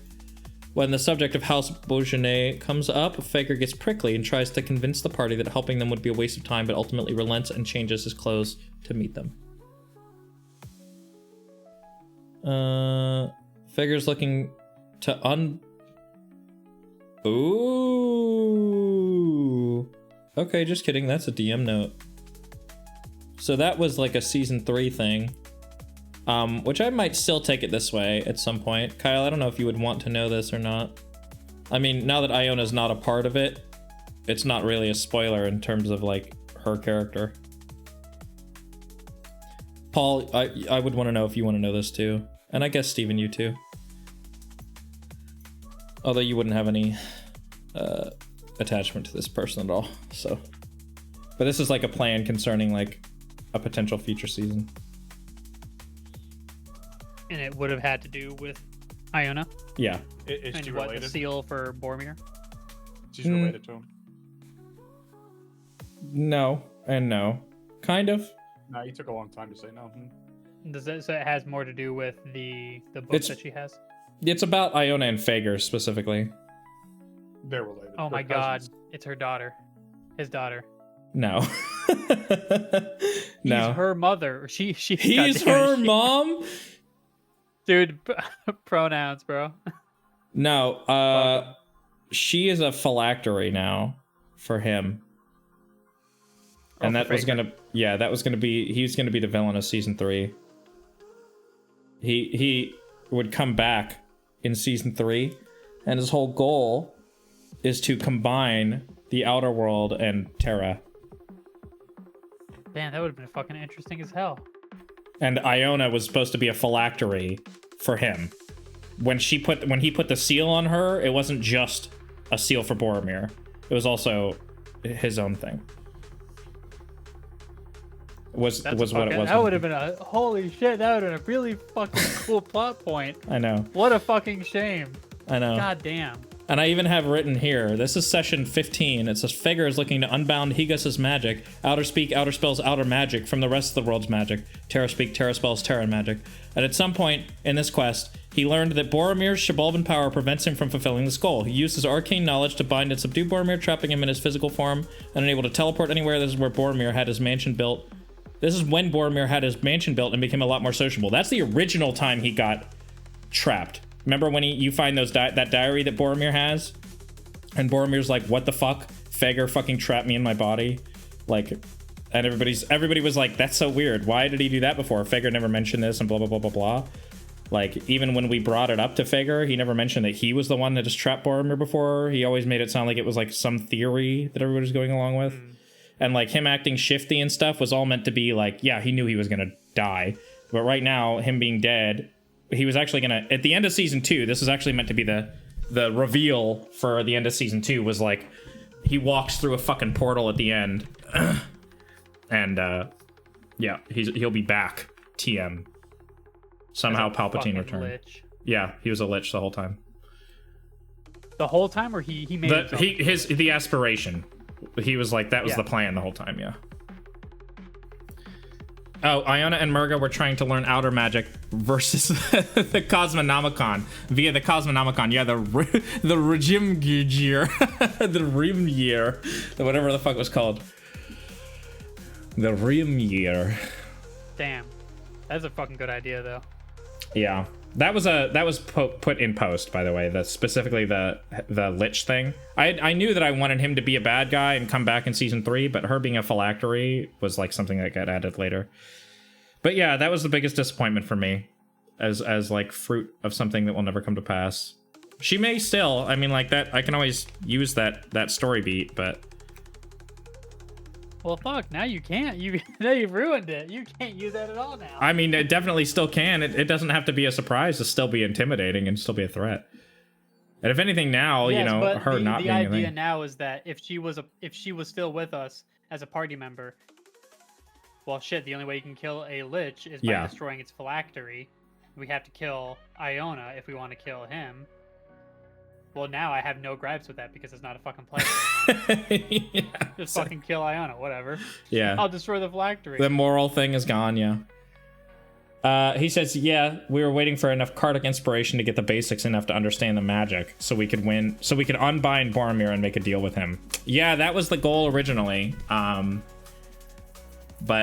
that, I didn't think that was going to happen. Even if you guys did come back, the idea was if you guys came back to explain the hiatus as lost time that Boromir implemented before he got captured. So that's the only thing there.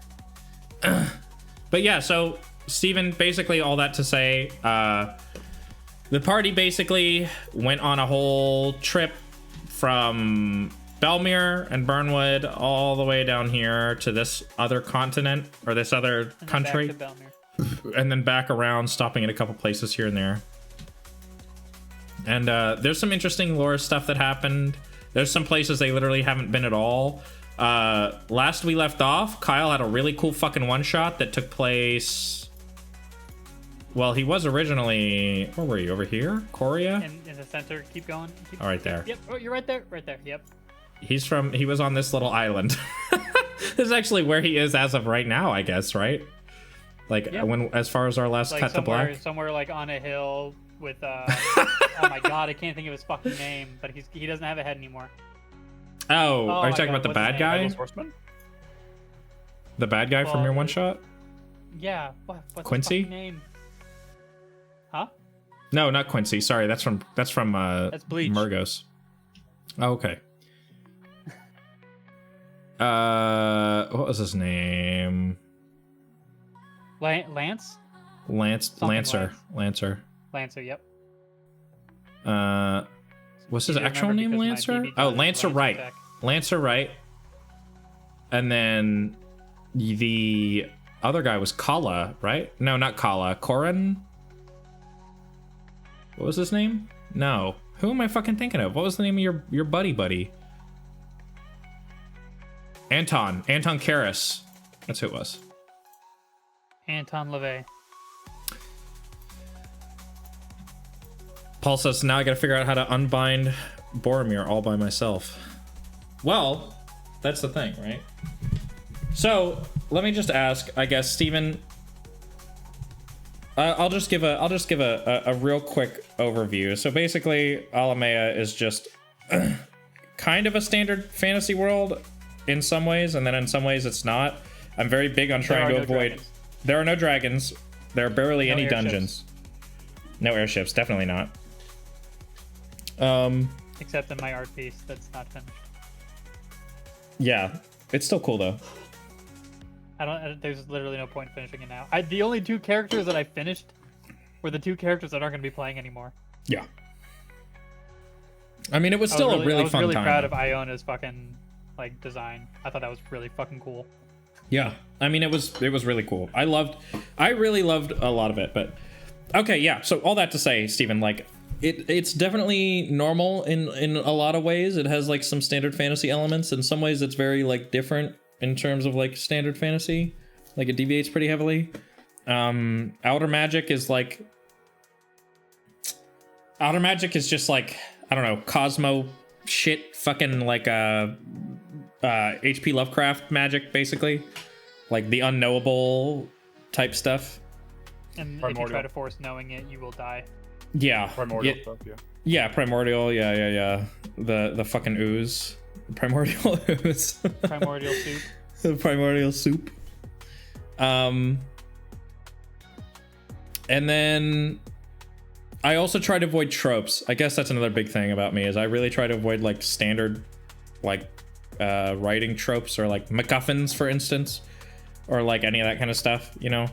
Like I really hate like cliche, unless I play into it like Thornley Danish, like the whole joke with him of being like, when people try to bring in their epic awesome OC from their last campaign, their last PC, and they bring it in as like the god of their new world or whatever. Like, I really hate that. So like that was meant to be a play on that. Roll Banana Lord, dude. We're all in the banana realm. Yeah. Come back just to die. Realm. Huh? You can't kill the Banana Lord, idiot. But what do you think, Steven? What are your thoughts? I mean, yeah, I'm interested. Yeah, like, if that's what you're talking about. But in terms of remembering all that, Well, yeah, I don't expect you to remember it all. Now, I do have stuff ready for coming back, actually. Kyle, I know you're basically set for when we pick up next. Paul, I still have your one shot that I'd love to do. I think I'm just about done with it, actually. Maybe we can get it done by the end of the year. If not, then we can do it early next year. And I know it's about to be crazy the next couple weeks. Let me check my D&D notes real quick. Indeed, I would like to do that one shot. Okay, good. So what, do you have any questions, Steven, about layout or like no. DMing methods or stuff? Not this week. I'm sick. Been hacking up a lung gunk all freaking week. Oh, it's okay, dude. I think I'm getting sick too. Sorry, go ahead, Steve. Wow, hashtag, dude, it's me totally too. Want to make it all about yourself, huh? I'm joking. Yes. So, I mean, it all sounds legit, bro. You know what I'm saying? For real? I mean, okay. You don't have any questions? I don't know what anything? else to say on it. I mean, it sounds fine. Yeah, I mean, questions. I mean, I think I got the gist of the world. I mean, that wasn't any question. Like the type of world. Like magic and stuff, yeah. Okay. I mean, okay, so I guess I'm curious then, for your... Semi-serious, but jokes here, yeah. For your character, I know we already talked about, I don't want to do man with amnesia TM. I mean, I could make him where he's potentially a deserter or something in the King's Guard. Okay, that'd be interesting. We definitely don't more have a so deserter from the just- King's Guard yet, so that would definitely be Well, but more so, he just don't feel like doing all that shit. Oh yeah, it would be definitely cool to have a character who's like jaded from working with the King's Guard. Like, Not like evil or anything. Like, he just like, man, I ain't doing all that. yeah. Kyle's literally not paying attention at all, but I'm looking for a video that I watched a long time ago that is like spot on to Thornley Danish. It reminds me. and the joke, Steven, is that Kyle literally is he used to work for the King's Guard. Oh, That so was it's meant already to be been the done? joke. But Kyle wasn't even paying attention, so it's okay. Sorry, what was the joke? Say it again. I'll laugh. I promise. No, I mean, I it could do, wasn't. like an old, like a general or something, because I kind of want my character to be a little bit older. It wasn't meant to be a joke, actually, but Steven was saying that he thought it would be interesting to make a character who was like maybe a deserter from the King's Guard and like who just wasn't really Well, like King's Guard, I say like just that's just a word. I was talking like just the army in general, which I think King's Guard is technically the city guard or something. But I mean, like my character, I kind of want to be a little older, so like, he could be like retired, not retired, but a deserted general. Maybe then a little bit different. yeah. I mean, it could be. Well, remember, you have to start it unless you don't want to start at level 1, like you were saying. You said I would start at this level to grow. Okay, so yeah, that makes sense. Just making sure. Just making sure. Yeah, because I said I mean, wanted he to could start you at be, like level like- 6. And he could be like a fucking member that kind of got in like to a lot of ass kissing, maybe. Mm-hmm. Like he can fight, you know, like he's a warrior, like he ain't just like a pushover, but you know, whatever the level 6. He's just 7 been in warrior can retirement do. for a long time. But like, you know, that would explain why he's not like a massive like level 20 fucking general boss type shit. Okay. So, and for reference, here's what I was thinking about doing to incorporate a potential third character in is, so he sent out 4 letters. Boromir sends out 4 letters, right? And I'll let you read Okay, this. Doctor Who. I'll let you read this fucking, what are you talking about?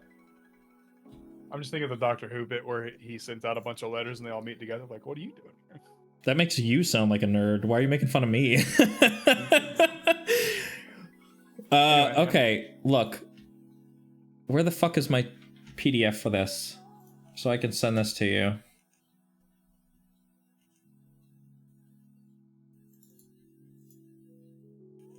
Bro, hello?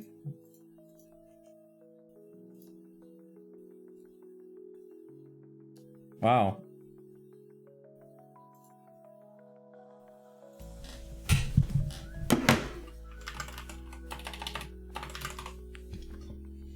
Okay, Steven. You read this, and you tell me if you what your potential character would react to this PDF. This is the letter that Boromir sends out, and what I'm thinking about having is this letter. One of them got mailed to the wrong person or something, or it got intercepted somewhere, maybe. Hold on. Because I fucking opened that and downloaded it. All my tabs, I got shifted over, so now I gotta figure out where I was. Oh my tab god. list. Imagine having more than 5 tabs open at a time. Imagine Womp not. What womp. the fuck? So we have a half-demon elf pyromaniac who worships fire, a grizzled town guard with a bad habit of jumping out of windows, and... Do you have a bad habit of jumping out of windows? How many windows have you jumped out? Did you jump out a window in your one-shot? You fucking did, didn't you? I didn't jump out of the window. I teleported out of the window. I Misty stepped out of the window. That's right. You do break open door. You use, like, alternative entry methods. I do. Entry and exit methods. I like to be creative. Oh, door? How boring. Allow me to misty So, step. you say how I would react as in, like, it was sent to me? Or like, who, like... Yeah, like your character, yeah. Whatever your potential character. Well, it depends on if I'm like a guard, like a retired, not retired, but like deserted general of, wait, so hold on. Who's sending this? Physical Boromir? or Okay. mental. The king, what's the king's name again? Alden. Alden. Okay, and he has no real connection that I know of to Boromir? No, wait, he did, didn't he? I mean, you wouldn't know in He's his game, but son. he's his son, yeah. Oh, okay. So I wouldn't know, though, so like, okay.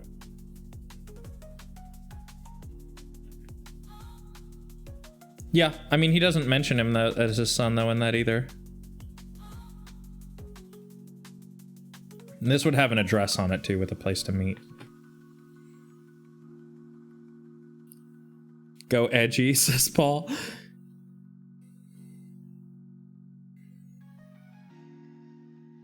I'm Thornley Danish's secret protege. Honestly, my character would look at this like, who the fuck are you? And I just throw it away. He never shows up. You have a character who's just doing something else the whole time. I mean, no, I'd probably be in a fucking tavern like Weary Warrior. He's been here. Who the fuck is this guy? You know, and order another drink. Mm-hmm. But I mean, okay, that's so this a is genuine like reaction that I would have. Like I have no idea what the. So fuck Kyle, is being you would talked have some about good here. advice for this because I've had to give you this exact advice. What's the advice needed? What is the advice needed? The advice that I would give is if your player or if your character is the sort where they would not have any reason to participate in this party, then you should make your character one who would have a reason. Well, yeah, but like this letter, he's not gonna like add fucking gold to it. By the way, I'm just saying you got to work with me here, man. If I were to have to incorporate a third character into an already existing party, then I need something. So is Boromir trying to invite me, or is this an accidental sent to me? This would be accidentally sent to your character. I was gonna say because if he was like trying to get me, would like, be the by the way, context about here. That gold I owe you.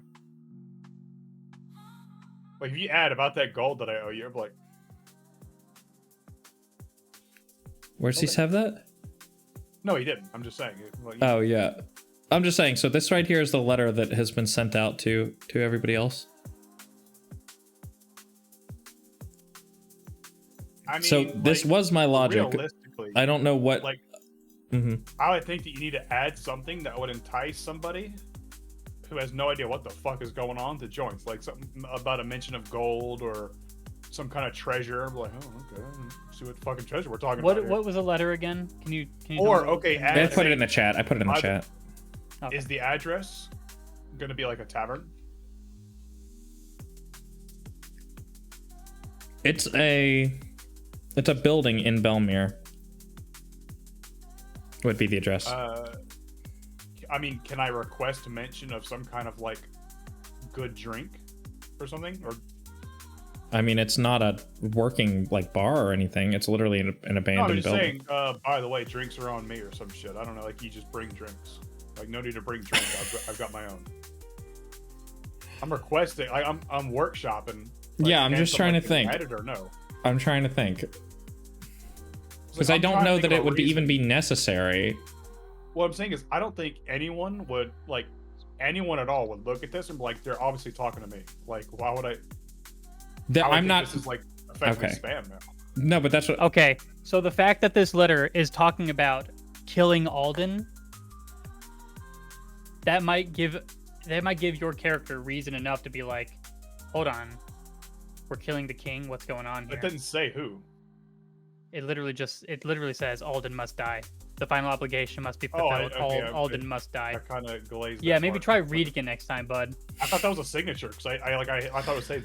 Yes. Stay in touch. Sincerely, Alden must die. Sincerely, orcs must die too. Alden must die. I mean, I have like, Orcs must die too. Did you read it or did you just skim it? No, I read the whole thing, but then Alden must die I skimmed because I thought it was sincerely Boromir. Also, from Boromir, maybe your character knows who Boromir is. Holy shit, the fucking Lord of Shibolba. Mm-hmm. I mean, so that's writing to where it's people. a question for Noah. Do I, as a deserted general, do I know? Please don't Boromir ask me and if you Alden? know something. Well, within my Do you- lore, it makes sense for me to know. It would Is that make what you want to sense. be? You can literally change. Like, you don't have to be a deserted general right now. The gods in I this don't- world I still are don't like think known that's by the true. people. They're like known entities. Wait, what? The gods in this world are known by No, the yes, people. but They're like got the known connection, entities. But we don't know if Boromir and Alden are fucking related. As That's- you just said, my character does not. You know don't need to know that they're related for that to be intriguing, do you? If a god is saying No, this I'm talking king about what needs Kyle to die. Said. I'm talking with what Kyle said. What did I say? I said that Boromir sent the letter and he wants so I Alden know to who die. Boromir is, and I would think like this is a big deal or something. Like I don't know how else I would think that was a It big deal is- because Boromir sent it.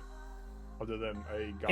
It's literally Satan sending a letter, and it's like nobody in this world where everybody real knows that gods are real. Everybody is a real entity, and it would be foolish to claim to be Satan when Satan is a thing. Boromir. You're not going to go and say, yes, I am Boromir. I'm going to be sending letters under the name of Boromir, because you might be fucking... If Boromir finds out that you're using his name, he's gonna fucking Also, kill you or something. Here's something I was thinking Make him of look bad. my backstory, but now I'm wondering if that's possible. I was thinking of making my character not like edgy wise, but kind of like an atheist and just not believe in gods, or like I did that in my. because I was gonna think first like D&D when you were campaign. talking about Paladin, I was gonna have my character be like, yeah, okay, dude, you're just using magic. Like you're not Okay, using so power from a god. You it's magic, could. bro. Okay, so let me say this: there's a difference between knowing that a god exists and then believing in it, like respecting it, right? Like, I can know that like magnetic fields exist, you know, like they're still there. It doesn't matter if I believe. So I could be like, I'm never going to use a microwave because like I just don't believe in using that kind of stuff. Like if they exist though. Like if somebody tells you like, I know the story.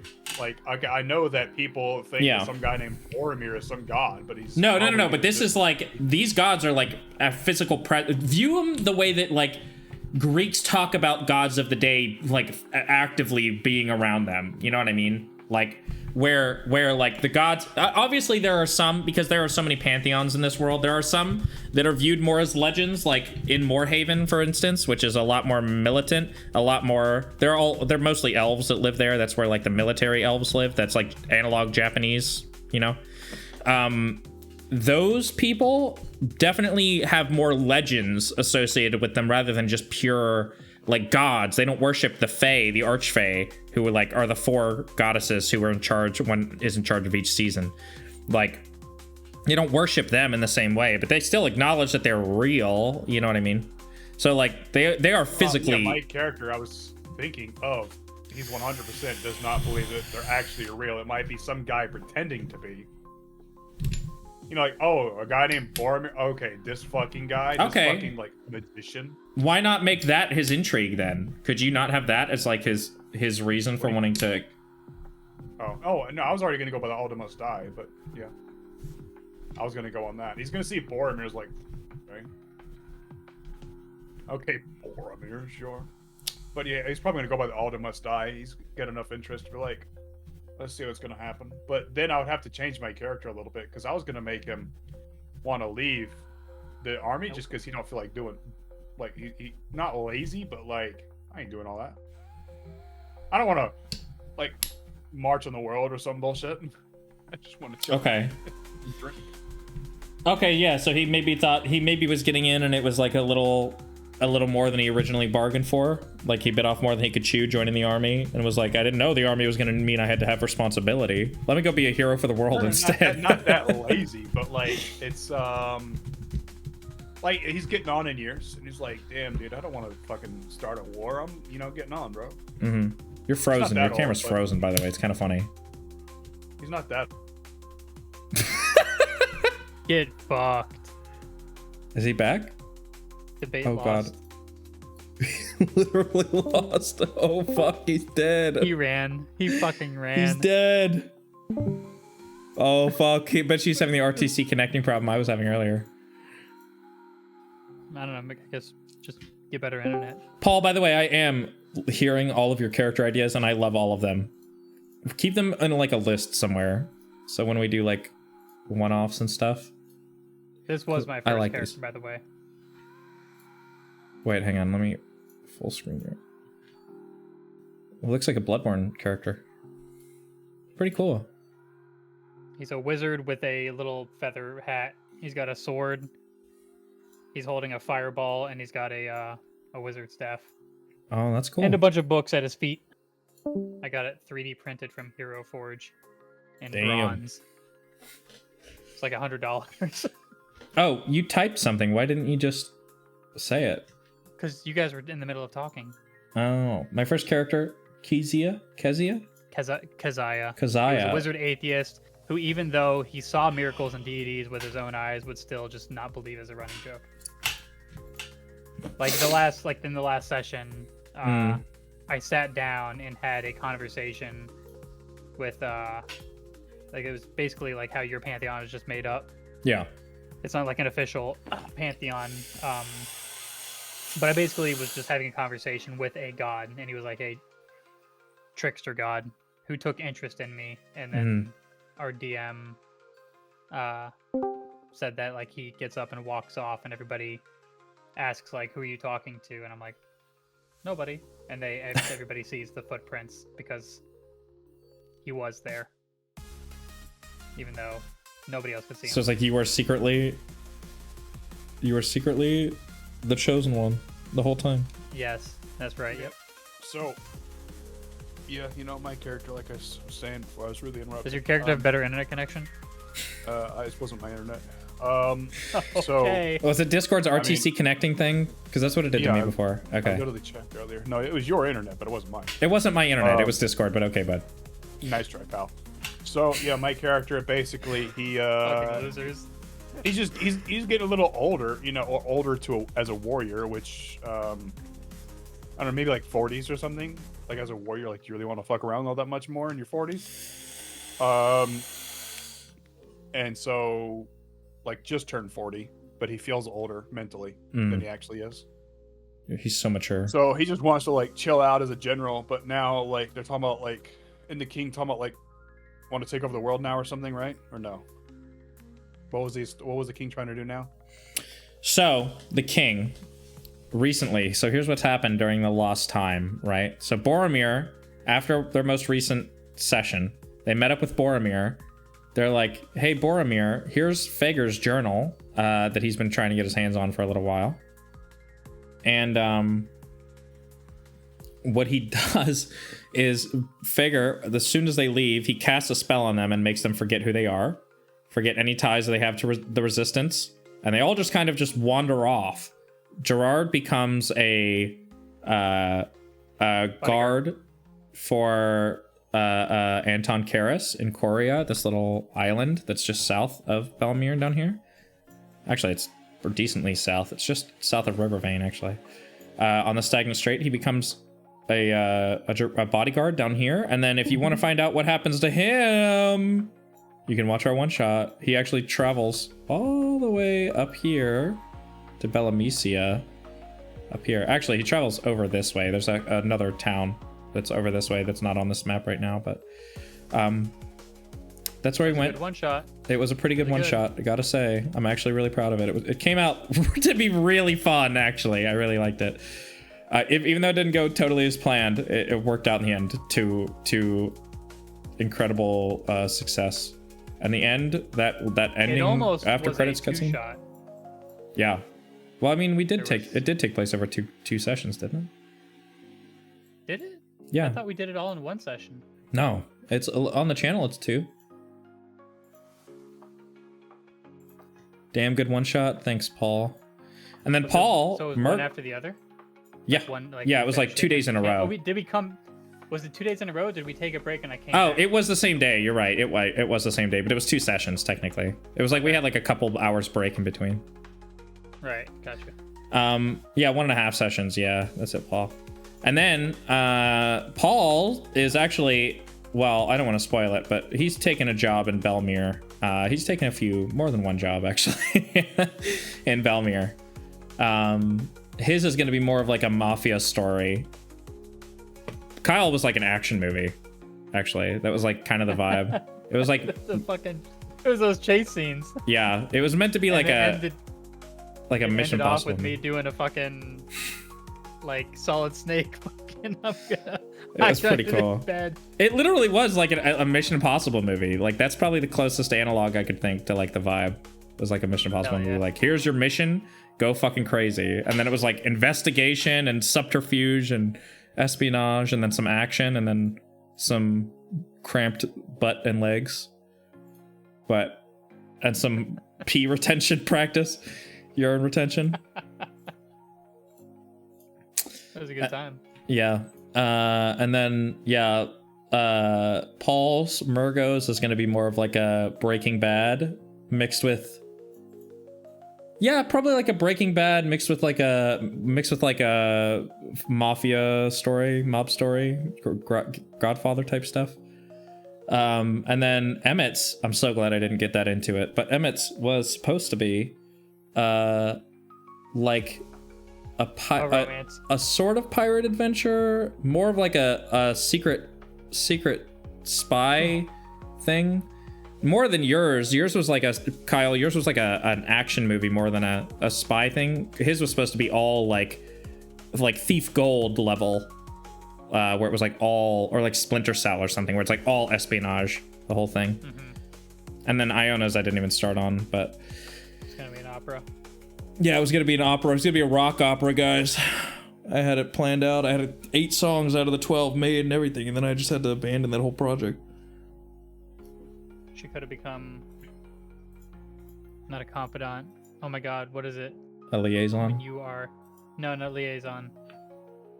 Oh my god. Does it start with an S? What are you talking about? When you aren't in charge, but you're there to give, and you're there to give advice. An advisor? I was gonna say, is it an advisor? Yes, advisor. She could have been an advisor to Alden for her one shot. Yeah. I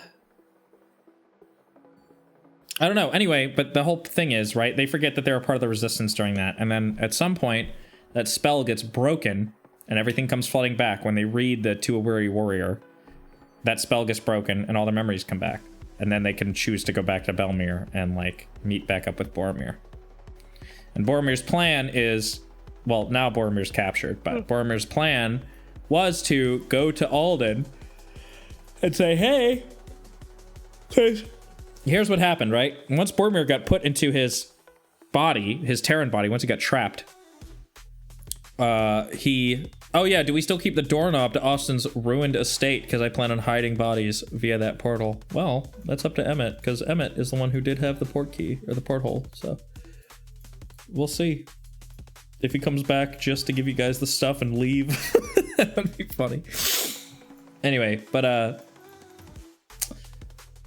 so whenever they trapped Boromir in his physical body, Steven, a lot of people then realized that there was a power vacuum in Hell, in Xibalba.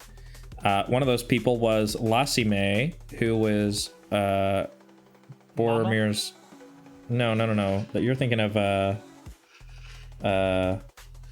Sanakan. That's Murgo's mom. But she's also fucking Lasime, I guess, so. She's a little bit of a slut. Sorry, Paul. Your mom's a little bit of a slut. Or Murgo's mom, not your mom. But, she's been ran through. Yeah. Murgo's mom kind of got ran through by every demon worth his salt in Xibalba. Anyway, but, so she's working with Lasime now, and the goal is to make Xibalba out, like break out and take over Alamea, right? They want to like take over the surface world. And none of this stuff has happened yet in game, so technically none of this is canon until it happens. That's how all the plans work. Nothing's canon until it happens. But, oh, that's right, Abresser. My bad, that's Abresser, not Lasime. Lasime is the other demon that you guys killed and stole his heart. Or you guys didn't kill him, but you beat him up, and then Boromir killed him and dumped his heart on the table in this manner. Was that the one that was in, like, the town square? That I cast darkness on, but it didn't go up to his head because he was so tall? No, maybe not. No. Lasime was like the hot one. He was the hot one that showed up to give you guys information on how to seal a demon, remember? I think he was your practice one or something. He showed up then, was and that then... on a ship? Did he show up on a ship? No, I don't think so. I'm pretty sure he showed up when you guys were at the college. Oh, practice one. Yeah, it was like when you guys were learning how to seal a demon. It was like you needed him for something. And then when Boromir took you guys all to the manor, which was a fun episode as well. That one was like all a puzzle episode. The whole episode was like a like a dungeon that was like Boromir's Manor was set up so that you guys like, I don't even know. It was like the whole thing was designed for him and like not real people. So it was like there were puzzles where it was like there's a whole wall of thorns just blocking off like this one key, and it was like there were keys to it was like Resident Evil. It was like a Resident Evil mansion or something. I don't know, it was stupid, but it was fun. I liked it. But that was like our Halloween one year, wasn't it? Wasn't that our Halloween special? Maybe.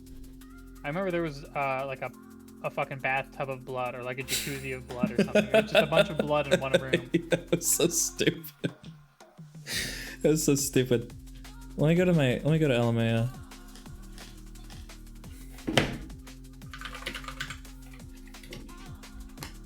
Which actually now finally fucking brings up the channel. It never used to.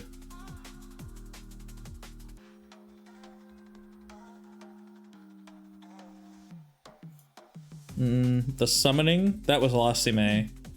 And then deal with the devil, and then the trap. I think that's the other one I recommended you, Steven, isn't it? The trap? I assume you never listen to any of these? I don't remember which one you recommended. I have them open somewhere. Here is, this, by the way. I don't know if you still have my thing open, Kyle, but here is, Yeah, it's open. I'm looking at it. Here's the warden. This is the episode where the brass knuckles show up. And then... So after we kill Zalari. No, I think the confrontation's where you guys kill Zalari. And then you leave, because this is, what's her name? Iona's, like, weird hot wife. Yorme?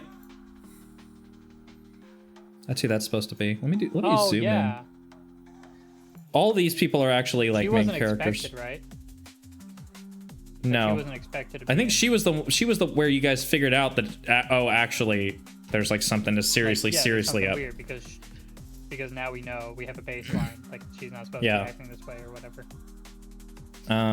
Yeah, this is Lasime right here, and then here's Boromir. He has like a Nazi haircut. And then this is the old lady. This is what's her name? You have that haircut back then? I still have that haircut. It's just messy on the top right now. Yeah, it's and the sides. I haven't shaved it in a while.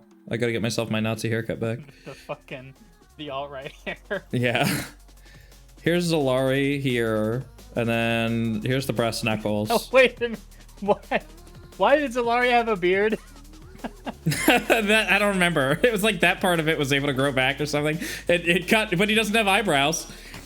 No eyebrows, no other body hair. But I think he keeps his beard. It worked. Like I think at the time too, it was pointed out that like, why are you mad? Like you kind of pull it off. He's like, what do you mean? It's all gone. All my fucking body hair is gone. I'm pissed off. It's like, yeah, but you always kind of look better. Like I don't know what you looked like before, but I'm sure you look better now. And then yeah, there's the brass knuckles. So this is the first time you guys met them. Objectively, the better D&D party. Yeah, they were kind of awesome. They're kind of awesome. And then, because the whole idea too was that, hey, here's a backup, so that like in case you guys get bored of this or you ever want to do like, let's see what the brass knuckles are up to. I could literally just make an adventure with the 4 other characters who are just like in the back wing, ready to go. Because I literally kind of pictured it like Iona, this one's Iona, this one's you, this woman, and then this is Paul, and then this one's Austin. Hyobo. It's Hyobo, Kala, Arior, and Hyobo's a dwarf, right? He was a dwarf. Yeah, he's a dwarf or a halfling maybe. I think he's a halfling. But he was pretty cool. His dad was Austin's character's dad's like worker or something. It was like his dad worked for Austin's dad, Emmett's dad. My character, the king, has he partake in any battles, any wars while my character would have been alive? So the last 4,000 20-ish years. In the last 20 years, because my character would be like I said, entering his 40s. He probably signed up Not at gone 15. into battle. No. Why? What are you thinking of? What do you think of doing? I was just thinking like there's like he got tired of fighting in battles, and he felt like the king was maybe just fighting in like pointless battles for no fucking reason. And his friends in the military was dying enough. He's like, holy fuck, this is terrible. Like, fuck all that shit.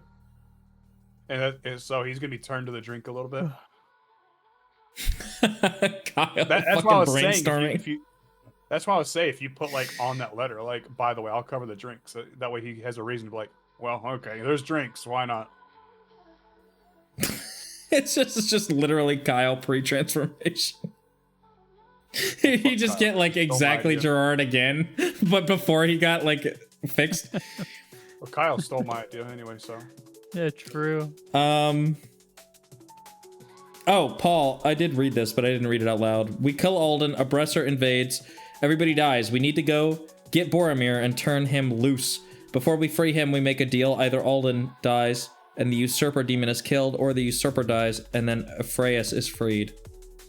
We don't even know where Ephraeus is, though. Geez, they're pushing this Monopoly online game hard. Okay. So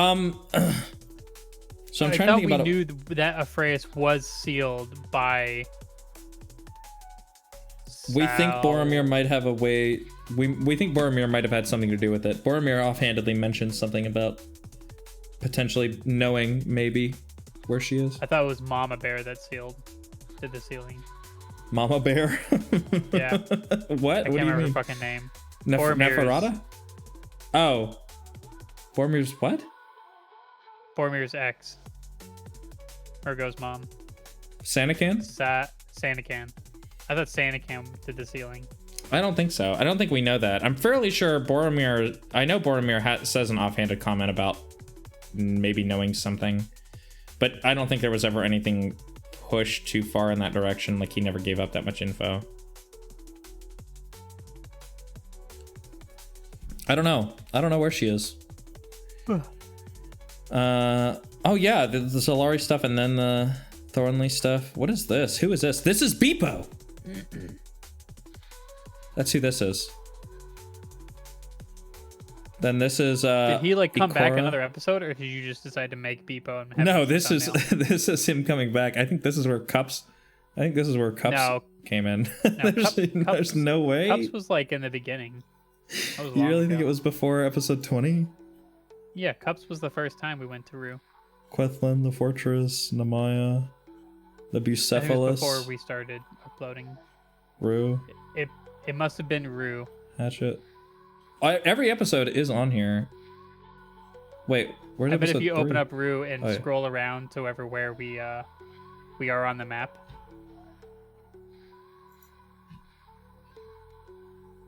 If you would be so And then- kind, Noah, just hop over Yes. to like my stream and just see if everything sounds good.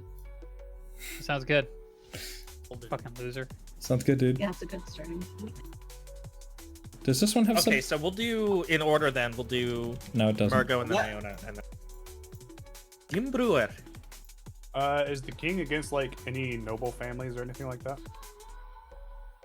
That he like tried killing and stuff like that. You know, any... He's definitely not a great guy. So if you're thinking about potentially having your guy be like from some previous noble family, No, he'd be a mercenary, sword for hire type guy. oh, And so maybe he's like gone through as a mercenary, lost a couple of like companions or something. You know, maybe some mercenary fellows, I guess, whatever. That's no big deal. mhm. But you know, it added on. You know, so he kind of started. I still want to do the drink thing. Like he's old, gruff, kind of like drinking, a little bit of alcoholic, but not terrible. So he gets a little bit of that. There's maybe his last job was like a noble family hired him, and they had a kid with him, and then like he wasn't able to succeed very well for some reason, and the kid died as well. Like that was like he still hears the kid fucking screaming. I don't know, So what's your class then? warrior, whatever the fucking I don't Fighter? know. Fighter, sure, yeah. I need to look at the classes to get more specific, but maybe fighter, not paladin, but like I wouldn't mind Creating content. like a tank-esque fighter. Shield, sword, everything. Go to the transcripts, and then look just type in. You're just doing a normal fighter, you said? Maybe, yeah. But I mean, Keep like, the so yeah, horror. so he was meant to protect the family, and maybe he didn't take it seriously. He got too egotistical. Didn't show up on time, and then the whole family was dead except for the kid. It was like fucking just dying.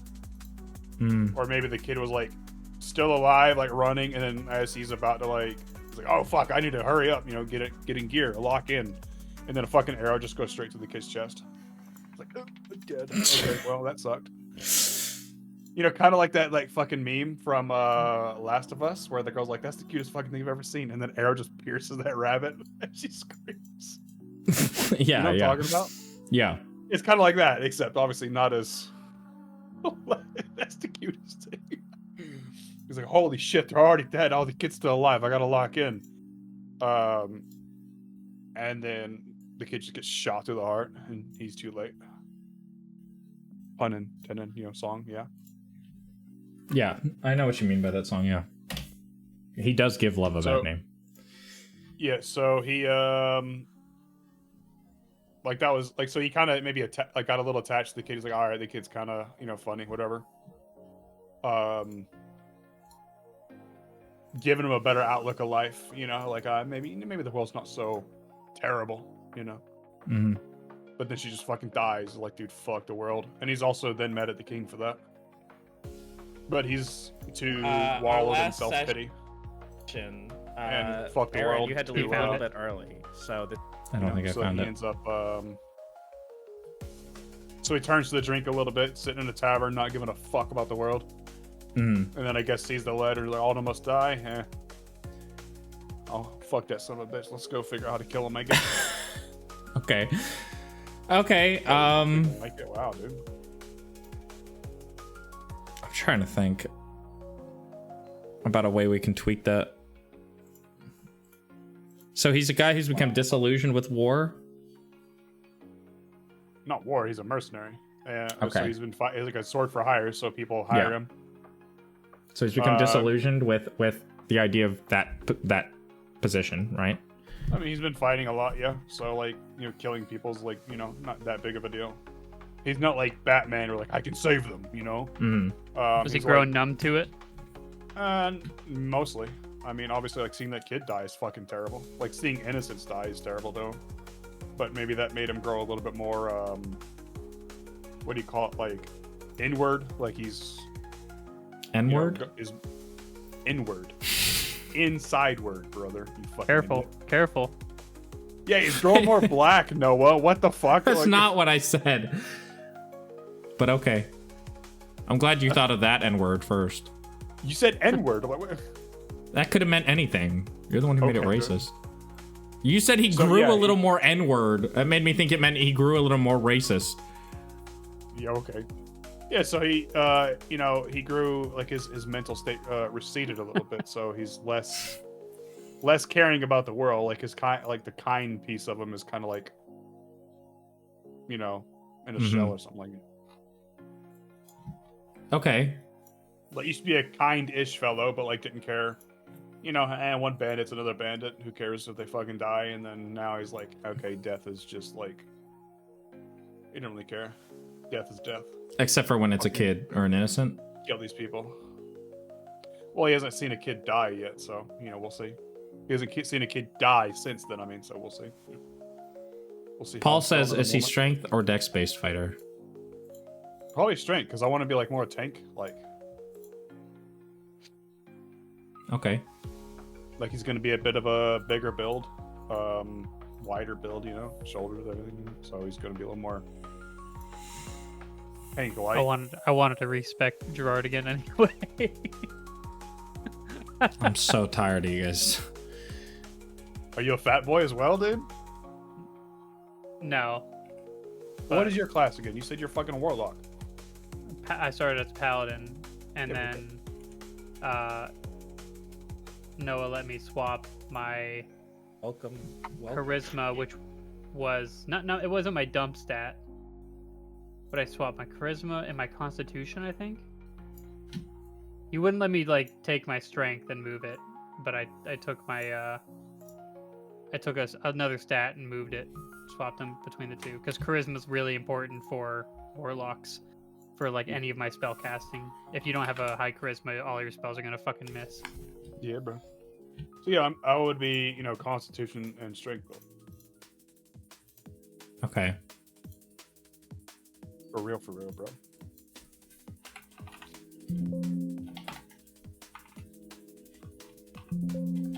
So he's the kind of You're guy really trying that to like find this. I don't know he's where the it kind is. of guy that like Captain America might be like, no, we can save it. I'm like, no, I've already cut his head off. So go ahead and save his head. I guess it's already dead. So Batman be like, no, let's not kill the Joker. And be like, dude, he's already like at the end of my sword. So oops. What are you looking for? Are you still looking for Oops. Beepo? I am looking for Beepo. It's definitely in Rue. Welcome. It's got to be in this episode. So yeah, he doesn't Quite like, a bit of he ain't verticality.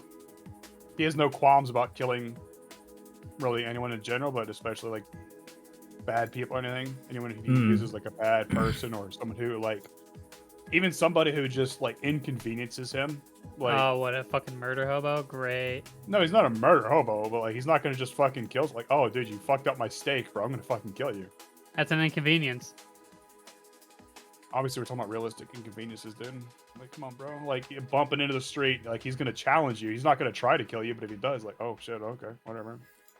Like, he's not gonna hold back in a fucking duel because he's trying not to kill you. Like, it's a fucking duel. Like, he's not going to intentionally try to kill you. Like, he's not gonna go for your fucking neck. But he's gonna go for a move that, hey, if you don't block it, you die. Oh, well, okay, he's dead. I win the duel.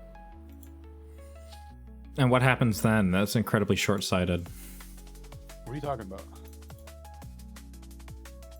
What happens after you win the duel and the guy dies? Platforms that Well, it depends. How legal is dueling? People, like, race-wise are mostly...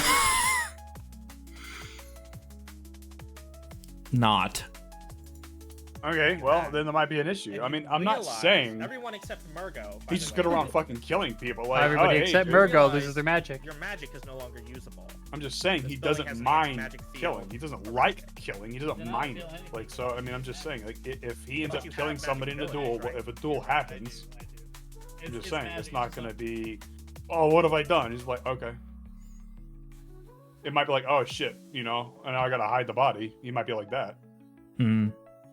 But he doesn't care if somebody dies as much as he maybe used to. Okay. He's a shell of his former self. Margot. In his blank room.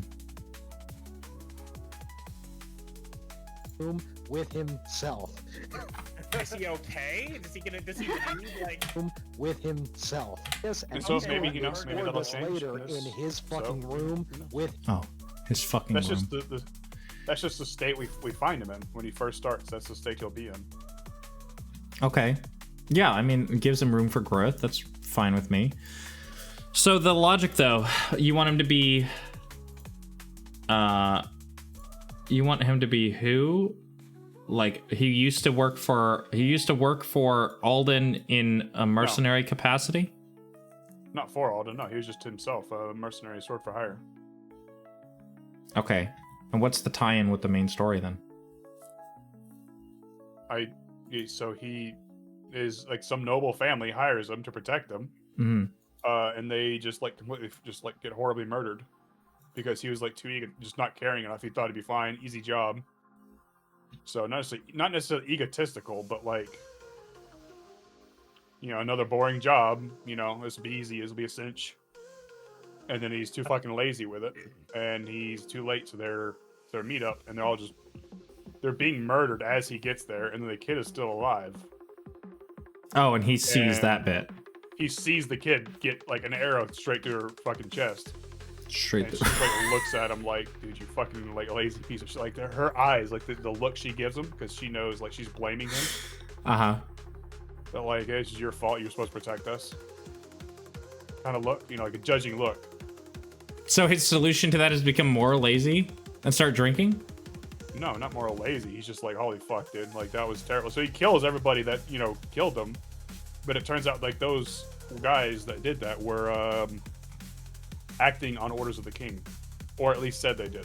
Whatever, you know. Like, oh, the king wanted us to kill them.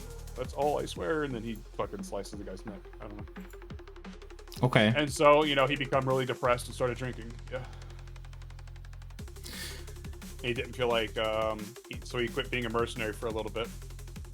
And spent kind of like, so he had like maybe a bit of gold built up and he just kind of spent it on in taverns and drinking. Amanda says, what if it was a family from the town that was massacred at the beginning? Oh, Amanda. That could work. There you go. This is why we're going to get married at some point. And so, why not? Kyle, what do you think? Do you think it could be good to integrate Burnwood into it? He could literally be... He could have been hired or something. There's definitely a way to integrate that. So at the time, maybe I wouldn't have known of Burnwood. Like I was like they were leaving Burnwood, and so I met them maybe on the outskirts of it. I guess. Maybe Like, we they had could some kind of integrate inside Burnwood information. and your character being lazy and uncaring towards things. Let's say you had left Burnwood, you were out doing something, and you happened to have this family's kid with you. You're supposed to protect the family, and you went with the kid off to do something and came back with the kid to Burnwood. His whole village is fucking burnt down. You don't know how to fucking take care of a kid. It's not your problem anymore. Or And just, the kid is color like myself. following you around, and you like, I don't want anything to do with you. I'm not getting my coin. I'm not getting my pay anymore because your fucking parents are dead. And the kid dies. Not No, that necessarily was on way your too watch vague. because you're not watching it, but he's trying to keep up. He or she is trying to keep up with you, and then you No, feel that fucking sounds terrible way about too that. gay. That sounds way too gay. I like mine better. I mean, it could be related to Burnwood, yeah, but mine, I think I like mine better. Oh, why did he leave? Fucking bro? debate lost. I mean, I'm sorry if he's trying to change like what I'm. No, he's trying to being do with my stupid. character. I don't think he left on purpose. Where'd he go? I'm like, it's my character. Like, I'm sorry if I don't agree. You gotta call him Kryl. That'll really get under his skin. I think his fucking internet or something just went out. I don't think he was leaving because he's fucking pissed off. He's still online, so I doubt it. I don't think you understand how this works. No, if the internet shitted out, he would have. It could still show as online if it just cuts. Yeah. Also, at that exact moment in time. Yeah, I'm telling you, he did not fucking do it on purpose. Kyle, did you leave because I called it gay, or did you leave because your internet went out? You decide. Yeah, it was because I called it gay. Also, you're dark again now. I know. I gotta open OBS back up. Did your And PC then- crash? No, I left because I was trying to give input, and he's like, "No, that's way too gay." It's just annoying as fuck, like hearing that. Oh, I'm sorry, but like I like what I come up with. Okay. And I don't want to be like the Witcher, What, With, like The Witcher? Siri or whatever the fuck her name was. Wasn't he at first like I don't want some fucking kid, and then and then for some reason, by destiny, they're like I don't fucking know. Talking about like The based on Last of the Us or show. something? No, The Witcher. The show. No, I get what he's saying with The Witcher, but The Witcher never let the kid die. No, I know, but it feels like the Witcher type relationship. I don't want that.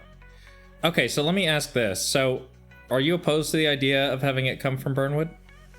No, that's fine. Okay. So let's try this. But like, I was We need thinking. to- I mean, at a way it could come is from the nobility. Like they have wind of what's going to happen, so they try to leave, Okay. and then they hire me as protection because they're fucking scared as shit. Because like, So that won't work, and I'll tell you why. It's because the Burnwood attack would have come from absolutely nowhere. That literally happened while the party was like out doing something. So they wouldn't have had time to hire anybody externally. Why not have the it be king just, this? like, Why not really have it be woke this? up and said, Why not "Fuck have it be Burnwood." this? You were hired as part of this thing. Maybe you scouted it, and you could have even seen the party at the time, and then this is after the tip. Zolari's given this tip to Alden, right? And you've been sent to go scout for them. Tell me if this would work. For the king? For the king. You're an independent third party. You've been sent out to scout. You go back and you give them the heads up. Hey, there's some warriors that just arrived in town, and they just left. So now, if we're gonna attack, now's the time to do it. And then you see what happens, and you go, oh, actually, I didn't realize they were gonna go that far. Well, yeah. So I don't want my character to know anything bad's gonna happen to the town. He's not like a good guy, but he's not like a bad. But that's dude. what I'm saying is he could have been like, hey, I just want you to tell me what is going on with this town. And you can be like, look, if you guys are going to go in and question and you don't want resistance, now would be the time to do it. Because you're under the impression maybe that they're just going to go in and interrogate people and figure out if the people who are in town right now are actually part of the resistance that was there last night. So they send me in like as reconnaissance, like, hey, Yeah. just go get some info about the town. How's it looking? And so I'm literally at the tavern, like while well, that's the place to get Sure, yeah. information. While the party's there, we don't meet, Yeah. and they kind of leave. I just like. Yeah, As they you leave, might I just even look out the literally window. see them, and then once they leave the town, you might overhear them being sent out on whatever mission, and they leave the town, and this would also allow you to have some interesting dynamic with the party, this is a secret that your character is able to keep, is, I know you don't know me, and I'm coming in here, and I'm like, yeah, I have no idea what's going on, I just got this letter, I'm down to just kill whatever, I'm here to kill So the when king. first show up, it's like, hey, it's you. Guys, new? I've never seen you before. Like, yeah, I mean, like they wouldn't know you exist anyway. You know what I mean? And you could get you could get it something like that. So you have some sort of like change that you've overdone in the last couple months and in the build up to this meeting or whatever. And my character might think it's the universe speaking, but then he remembers he's an atheist. So like, Well, it might also just give your character a reason to want Alden dead even more than normal because you went, well, he fucking lied to me personally. I thought that. well, no, that already happened. Yeah, we're already establishing that. I'm talking about in terms of the party. Like seeing the party that like was there the day of the burning. Yeah. Well, yeah, Or because you probably day wouldn't even before, know whatever. that they still exist. You know what I mean? Like, Yeah, you'd be so like, I'm as saying far is as my you know, they character's seeing died. the same party again, and be like, Yeah, or at least two of the same people, yeah. that's an interesting coincidence.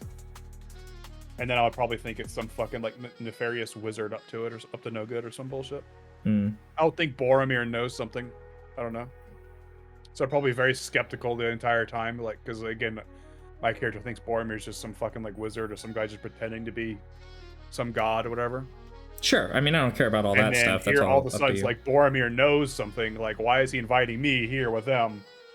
I don't know Yeah. that the letter was given on accident. So I'm like, well, okay, what the fuck is going on here, bud? I might even think like, oh damn, here's my final judgment. You know? I mean, sure. Yeah. No, I know. I'm just saying, like, is that intro something that you kind of vibe with? Kyle, what about you?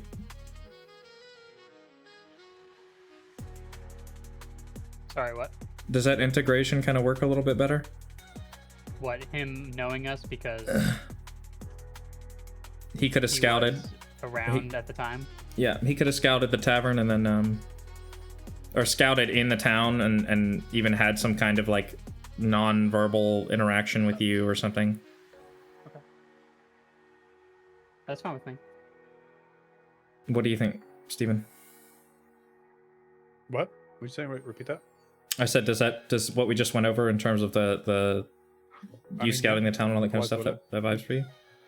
But like, so I would have to see a family. Like, I think so. I see a family or something, you know. And just Well, that's what I mean. Is you I could guess. back off, and then they go in there to interrogate people, and you see what they're doing, and like they came and they saw the aftermath. Like they got to see the aftermath of the town, so you can literally see some of these things happen. They kill every man, woman, and child in town, and you could just So be they like, "Well, I think- can't they fight these think guys." I'm But with like, the shits. They think I'm in the plan the whole time. I'm with the shits. I mean, you could back off start- and like hide somewhere. You know what I mean, or whatever. Well, no, I think it'd be fair to be in the town, like watching them actually kill people. It's like I see like a family, like Why would just, they leave know, you to live though? I'm gonna take my dogs out. Wait, would Okay, have fun. Would they not? Mm, Like if they think I'm with the shits, or You'd they have to think, act really nah, well, though. Yeah, even if he was, no witnesses. yeah, they would be a no witnesses situation. That would probably be why they would hire a third party.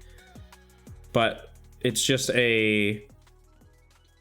Like, you would be disposable. Okay, so like I'm with some kind of guard, and they, you know, they secretly exchange glances, try to kill me, but I'm obviously too good. You know, no ego, just you know, and I kill them pretty easy. I'm like, the fuck was that? You know? Mm. And then I hear alarm bells going off. I'm like, what the fuck is going on? Look around. All of a sudden, there's people attacking, and I kind of hide behind something. And I see a kid, you know, trying to find, like, going, you know, trying to scream for their parents. Yeah. And I try to go, hey, come here. I try to, like, get them out of the sight distance. And then that's when the arrow just right through them. I'm like, oof. Mm. And that's when I figure I need to get the fuck out. And then every day since, I dream of that kid. Or nightmares is a better word, not dream. Yeah, that could work. I have like nightmares of like that kid's face. So every now and then, sometimes I'll just like wake up and fits. Yeah, that could work. I'm okay with that. So that gives us a good starting point then. And that's why I drink, to try to like numb that, like, because he's focused on the kid's face, because like seeing the innocence of a kid like in their eyes go out, like that really fucked him up. You know? Ooh, now I don't know if you have stream up, but Paul said he's like just throwing random shit out there. You tell me and him, I guess, what you think of it. He says he was a part of the burning of Burnwood. He was drugged, and when he came to, he saw the suffering that happened. Hissed sap, whatever, is the drink of warriors. He and the rest of the mercs take it, kill everybody, and then they only come back to see the details. Realizing what he did, he vows revenge, or he wakes up mid-sack and burning with his sword sticking out of a child's head. That's evil. Yeah, I mean, that could be interesting, too. That's cool. Being, like, drugged into it or something. Like it. I don't necessarily like it. It's a pretty intense thing, though. That's a pretty big jump from I'm culpable to I'm responsible. Yeah, it is. I feel like my character would kill himself if that was the case. Yeah, I feel like I would kill myself if that happened. He'd just fall on his own sword or something. Like, so yeah, at least having some kind of separation is fine. Like having like that layer of separation where it's like all I did was tell them where it was. I didn't know they were gonna do that. You know? Well, all I did was tell them it was effectively, you got the go ahead. Yeah. Like, looks good to me. The most powerful people in town just left, so if you want to ask people about them, like, now's the time to do it. Yeah, I think that can work. I could maybe think, like, those people in town are the reason that they're trying to investigate the town. Yeah. So, like, yeah, that group, there's a very suspicious I mean, it is why they're trying to... I don't know if they're the ones you're after, but they just left. They went westward. I don't fucking know, whatever direction they went. Yeah. They went westward about what do you say, last moon or some bullshit? I don't know, just say last night. Try to sound cool. They just left today. This morning they're leaving. Yeah, they just left. I don't really see any other groups. I mean, everybody else, it seems like a normal village. You know, no other warrior types, whatever. And then it goes from there. And they say, okay. And then that's cool, they want to kind of take me with them. Like, they want to take me out at the same time with it. Yeah. So hey, let's take a walk back into town, you know? And you just, like, fucking dip? No, lay that's low when they for a try little to while? kill me. Like, a couple of guards try to kill me. I dispatch of them. And Yeah. then the alarm bells go off, and then... So. Then you dip. That's what I mean, though, is, yeah. We could have that, and then you're just, like, off doing your own thing for a bit. And then you get this letter. More so he finds a tavern somewhere, maybe in... He said the address of that place is in Belmere for the letter? But that's also the capital where Olden is, so... So give me another city that's semi-nearby. I guess that's big. Do you want to be in the same country? Possibly. I want to be somewhere, be. I think, where there might be like... So maybe what I'm doing is I'm fighting in the pits. Of like... okay. Fists, like a just coliseum. fighting, like, fists. Maybe, but a little more backwater, if possible. I have a coliseum. Hang on, I have something for you. Hang on. But like a backwater coliseum, or Yeah, like hang on. grand? Hang on. So I don't want it to be grand. I have It an can be idea. semi-big, but not grand. No, I'm pretty sure there is a... I'm worried that you're not focusing. Relax. I think I have something literally that will fit this exactly. That's why I'm saying relax. Trust me out here. Skin while you look. I'm gonna cut off some dead skin. Oh, I feel when this you is so vile because when you go to callus with a No, knife. I'm actually cutting it off with a knife. I'm slicing yeah, that's it fucking off. gross. Yeah, I know it looks so painful, but it doesn't hurt. I So know, my but you brain really is sending shouldn't do so that. weird signals. No, it's on my big toe. On my big toe, it grows It's it so gross. all the time, and I have to cut it off. 'cause Okay, it's- look. I'm pretty sure that this world or this place has a coliseum somewhere.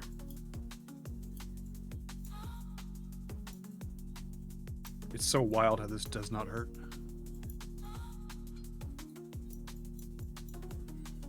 I could have sworn there was one in this. That's the cool thing, Noah, about being DM is you can make. Yeah, I know I can. I'm joking. I know I'm joking. I get it. I know. Oh man, this is so weird to look. I don't want to see it. Please don't. I will fucking turn your I camera wasn't off. gonna show it to you. What the fuck are you talking about? I feel like you would. You have that personality. I thought about it, but I wasn't gonna do it because I told you you have like 80s school bully like personality. Angry like, Joe. Spit in your face, but I'm gonna like pull it back so you won't actually get spit on. I'm just gonna scare the shit out of you with it. Yeah, Angry Joe type looking ass. Bitch looking ass. How about that? Oof, got him. I thought I did, but if I don't, I would love to just plop it right out here somewhere. I mean, again, like so I'm saying is yeah, like a backwater one where I'm literally just fighting for money to drink. yeah, exactly. So I see this and I'm like, you know what? One last fucking hurrah. Let's go. Let's go kill that motherfucker. How about the vibrating stones down here? Is that a euphemism? Or to I don't know, the corroded temple would be good.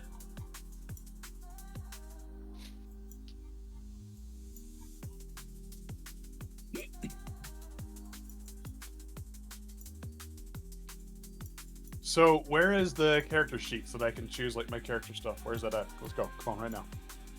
You have to use Fantasy Grounds Ultimate. I already have it bought, so all you have to do is sign up for it. Send me the link, big dog. Let's go. It's on Steam. I own it, and I own books in it. I actually bought it for us Fantasy coming back. So Ground. yeah, Fantasy Grounds Ultimate or Fantasy Grounds. TT? Yeah, $30 for the ultimate light. Oh, there's ultimate upgrade for 110. That's I what already you own remember. the lifetime. I already bought it. Hold on, which one is it? Because there's. Where'd it go? Hold on, what is this? It doesn't. Fantasy Grounds Handbook. D&D Quests. This is DLC. Yeah, VTT, which is the virtual tabletop. yeah. Just download the free version of the virtual tabletop Why won't I pay for it? because you don't need to. Because if the host has Ultimate, then everybody has all the benefits of Ultimate. You can if you want, but I wouldn't buy it unless you're gonna commit to it outside of our game. There's no reason for you to buy it.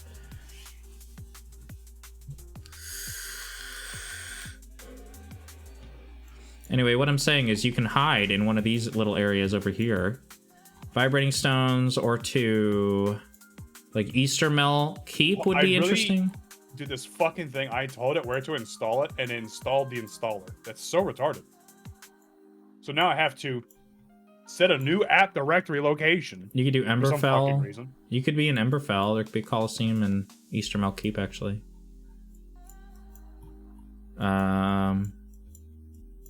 Or you could be literally anywhere. I mean, literally anywhere.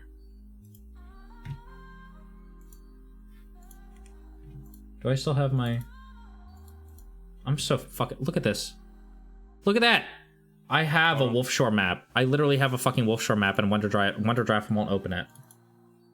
Look. Won't open it. If I open the Alms Manor one... Watch. Look! It works. Dude, it's trying to tell me to I just installed it. Oh, I'm already done with this fucking thing. Hey, look, here's a climate map. Look, I made a climate map. Isn't that cool? I went fucking crazy with it. Here's Wolf Shores, all tropical. Here's Moorhaven. This one's all swampy. This is kind of like a mix of the two. This one's Moorhaven all over here. This here is Alms Manor right here. And then what? I'm doing it for stream too, not just you. Make a new account. This is all plains out here. This is Mistland. Here's where the dwarves live. Here's Marlow. Up here, this is all like borderline tundra. Oh. And then here's actual like tundra. Or like this is like what's it called? Like Serbia. What the fuck is the name of this? Not tundra. Taiga? Is that the name of it? Something like that, yeah. Taiga. And then this is desert up here. That's Baraspec. And then over here is Glassacre. This is all... Oh, and that Devertreat, that's all this. This is all forest. This is all like temperate. All this stuff is like temperate climate. This is based off like the Mediterranean. Like Alms Manor is. It's all Mediterranean. And then Devertreat, all this is like kind of a temperate forest climate. And then this is all taiga, all of Dunmist, and then up here is tundra, like actual like frozen Arctic, kinda.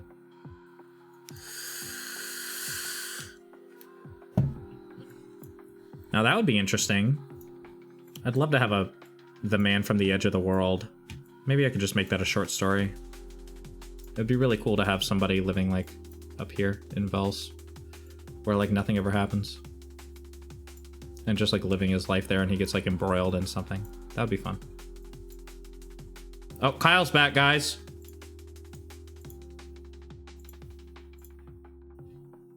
Hi, Kyle. Bro, he won't even put his headphones on? He's just fucking sitting there ignoring us? Kyle! Kyle is just like licking himself. Look, right yeah. now. Dude, he really is. I mean, look, I honestly respect that Kyle cleans himself. That's a big deal. I'm just glad he did whatever the opposite of tanning is.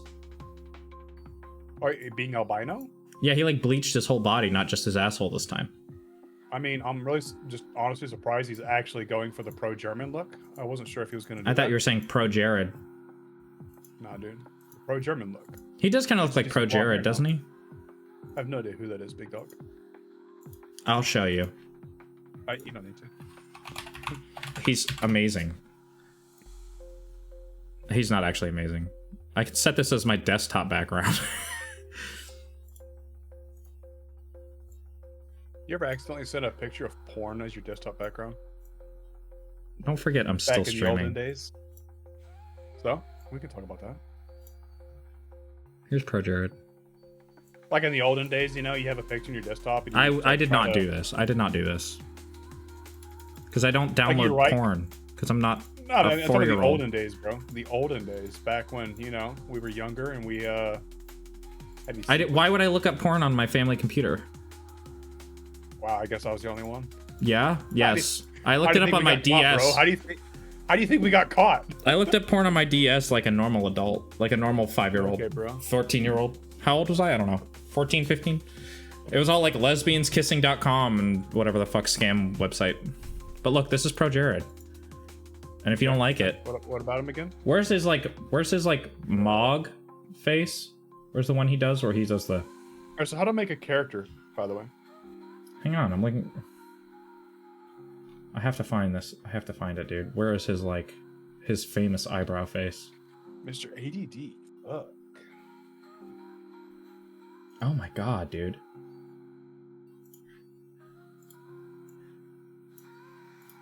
I have to just load it in Chrome.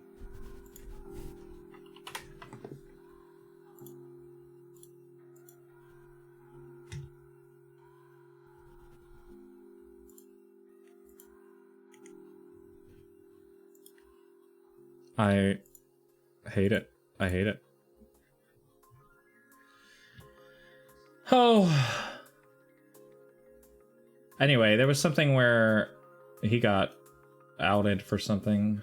I don't care. He's just a silly little guy. I make fun of Mason a lot because I think Mason looks like him. That's rude. It's kind of rude. It's kind of fucked up. But I think Mason looks a lot like pro-Jared.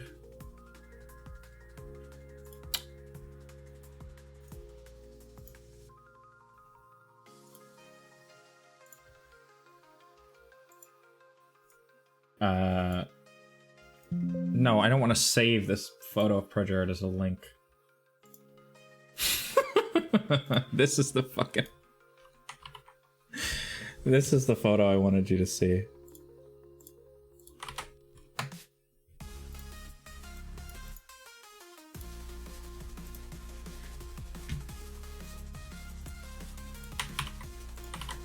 Damn, dude, I need to watch Legends of Adventure, whatever the fuck it's called.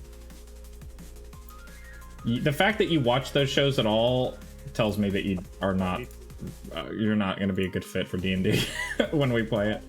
Actually racist. No, I just find it funny, like the fucking chuckles. It's Yeah. so great, dude. I know, as long as you recognize that, like, that's not real D&D. I mean, it is real D&D. It's but literally their real not. D&D. No, it's not. No. It doesn't matter. It's Nope. whatever you want. It's a show. It's a show, Steven. It's a show. It's not real. That's not what actual Whatever you D&D want. is like. Just like fucking Critical Role is not real D&D. Just like fucking Dimension 20 is not real D&D. It's not D&D.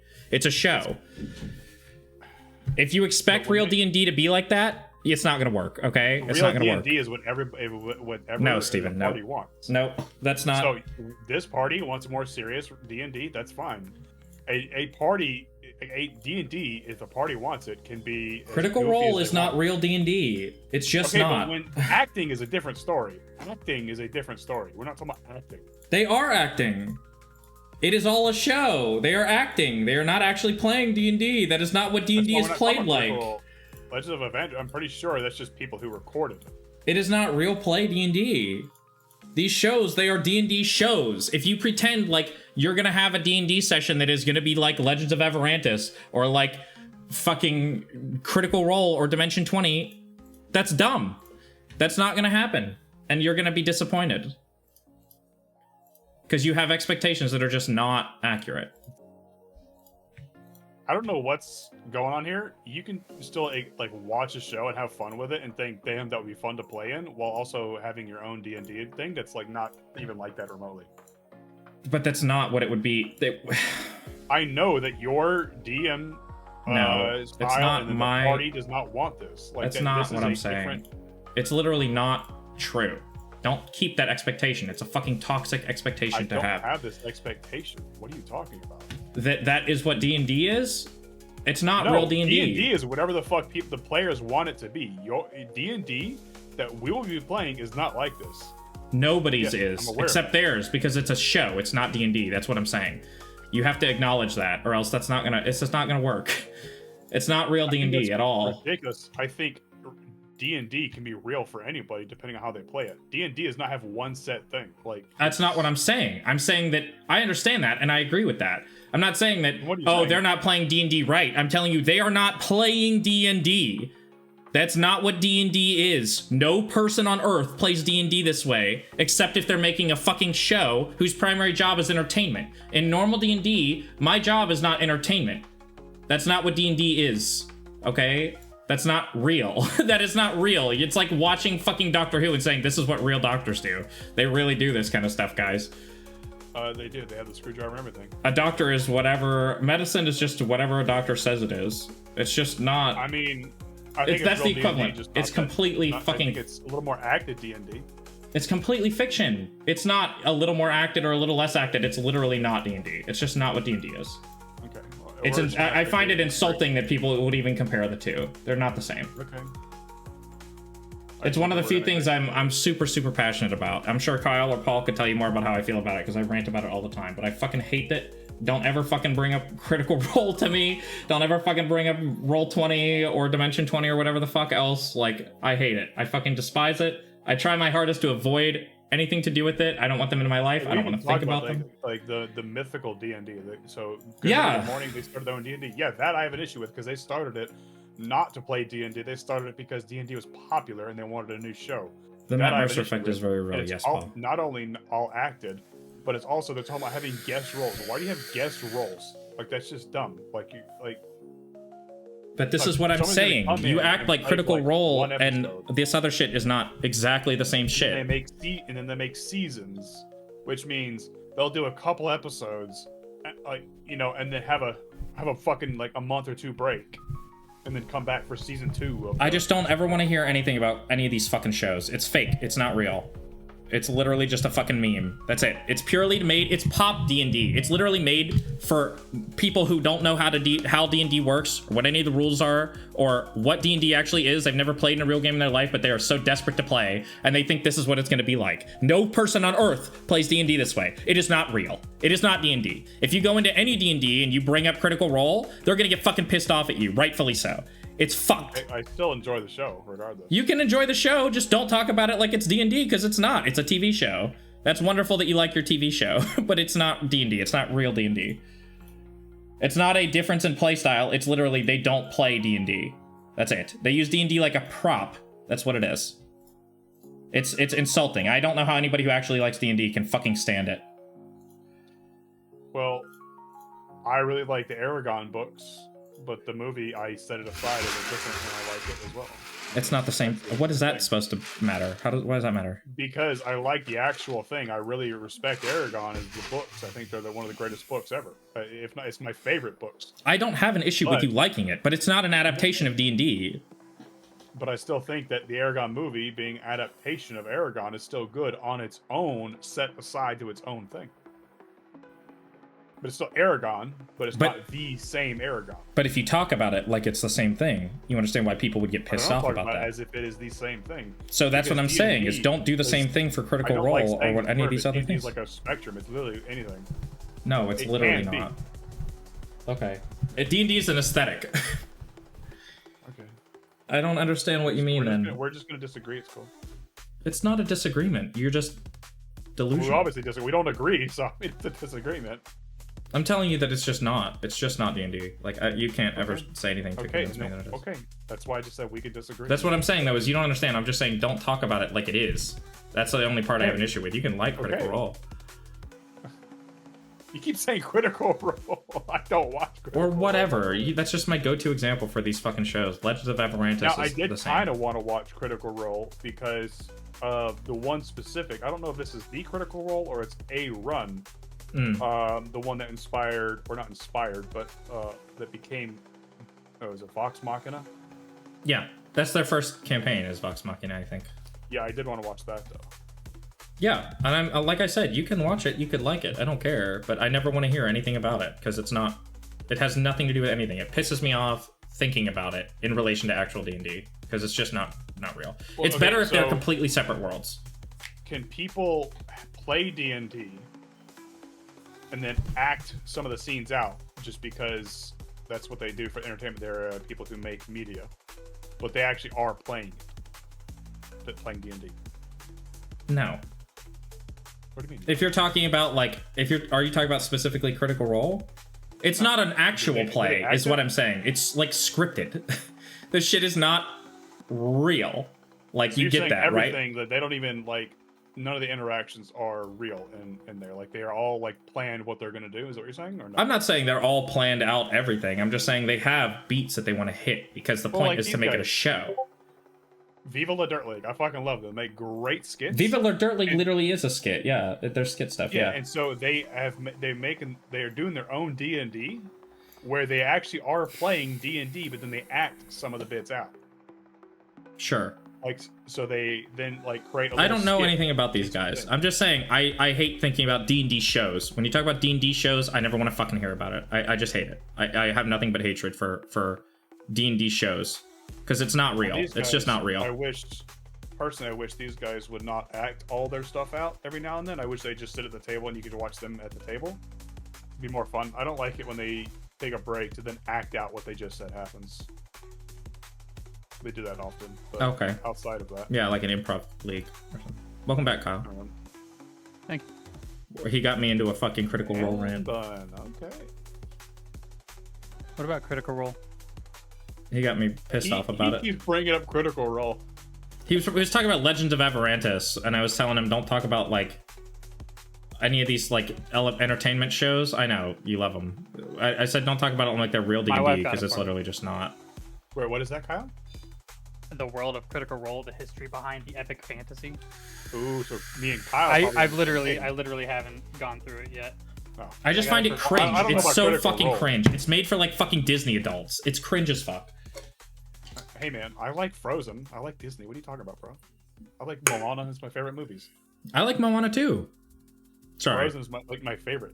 I like Moana Frozen also. 2? Frozen 2 is Brianna crazy. hates Moana because I watched it on Facebook because someone uploaded it. I watched it on Facebook while she was asleep. Dude, all by Moana's really myself. good. I heard Moana 2 is actually not good because apparently they tried to. Yeah, make it it's as called a show. Moana 2. Okay, but I heard they tried to make it like they wanted to I make love a when you do show, that. but then Okay. what? I love when I Okay. do what? Okay. What do you mean? I heard Moana 2 is not good. You say yeah, it's called Moana 2. I don't It was a joke. get it. What? Like, there was no reason to make a second Moana. Like, that was pointless.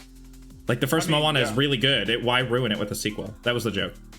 Well, I don't Like, think inherently, it it's a bad idea. Inherently ruined by having a sequel. I mean, they could have made something good, but what the point is, apparently they made it as a show, and then they just put all the episodes together and made it as a movie, and it was like kind of quick to do that. Oh.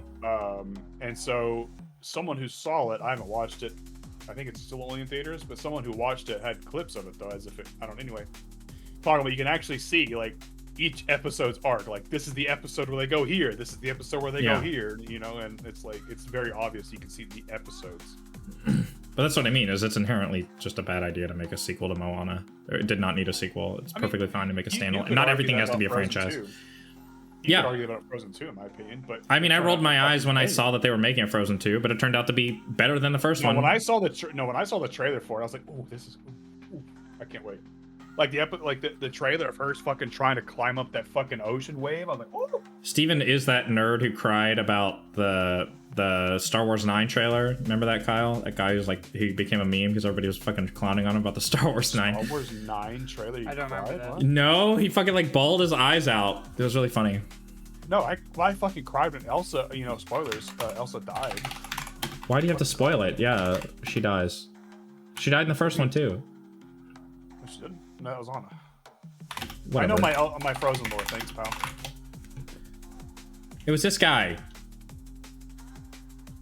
Jeez, You've definitely seen this guy before, right? This fucking dude. Maybe a picture of it. Oh, he's Soy Jack. I've probably seen the Soy Jack. Oh, is he a soy jack too? Oh yeah, I think he is. Yeah. But this was Steven in another life, crying his fucking eyes out when Frozen 2 got released. When he saw the trailer for Frozen 2. I mean, it was a good movie, dude.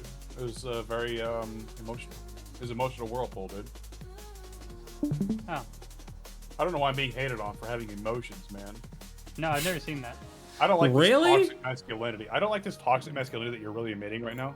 No, it's ridiculous, okay? Men can have emotions. Did you know that? No. It's time for you to go to a toxic masculinity class. Anyway, my point was, Steven, I just hate talking about it like it's a show and then trying to frame it like I'm like I'm being a gatekeeper for saying that it's not real D&D, it's a show. It's like a mean, fantasy.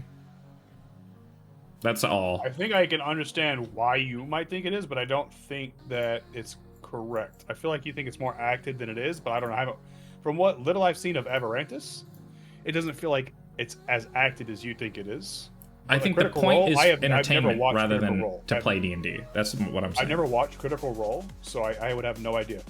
Of what I've seen of Avarantis, it seems like people having fun as a group just being recorded. And I think Paul that's says, fine. cool, can I go back to I think Dan that's now? D&D. Yeah, I think we basically got through the meat of it, Paul. Thank you for being here. Interrupted much. I cannot find that Watched Cups clip. all of season 1 and like half of fucking season 2.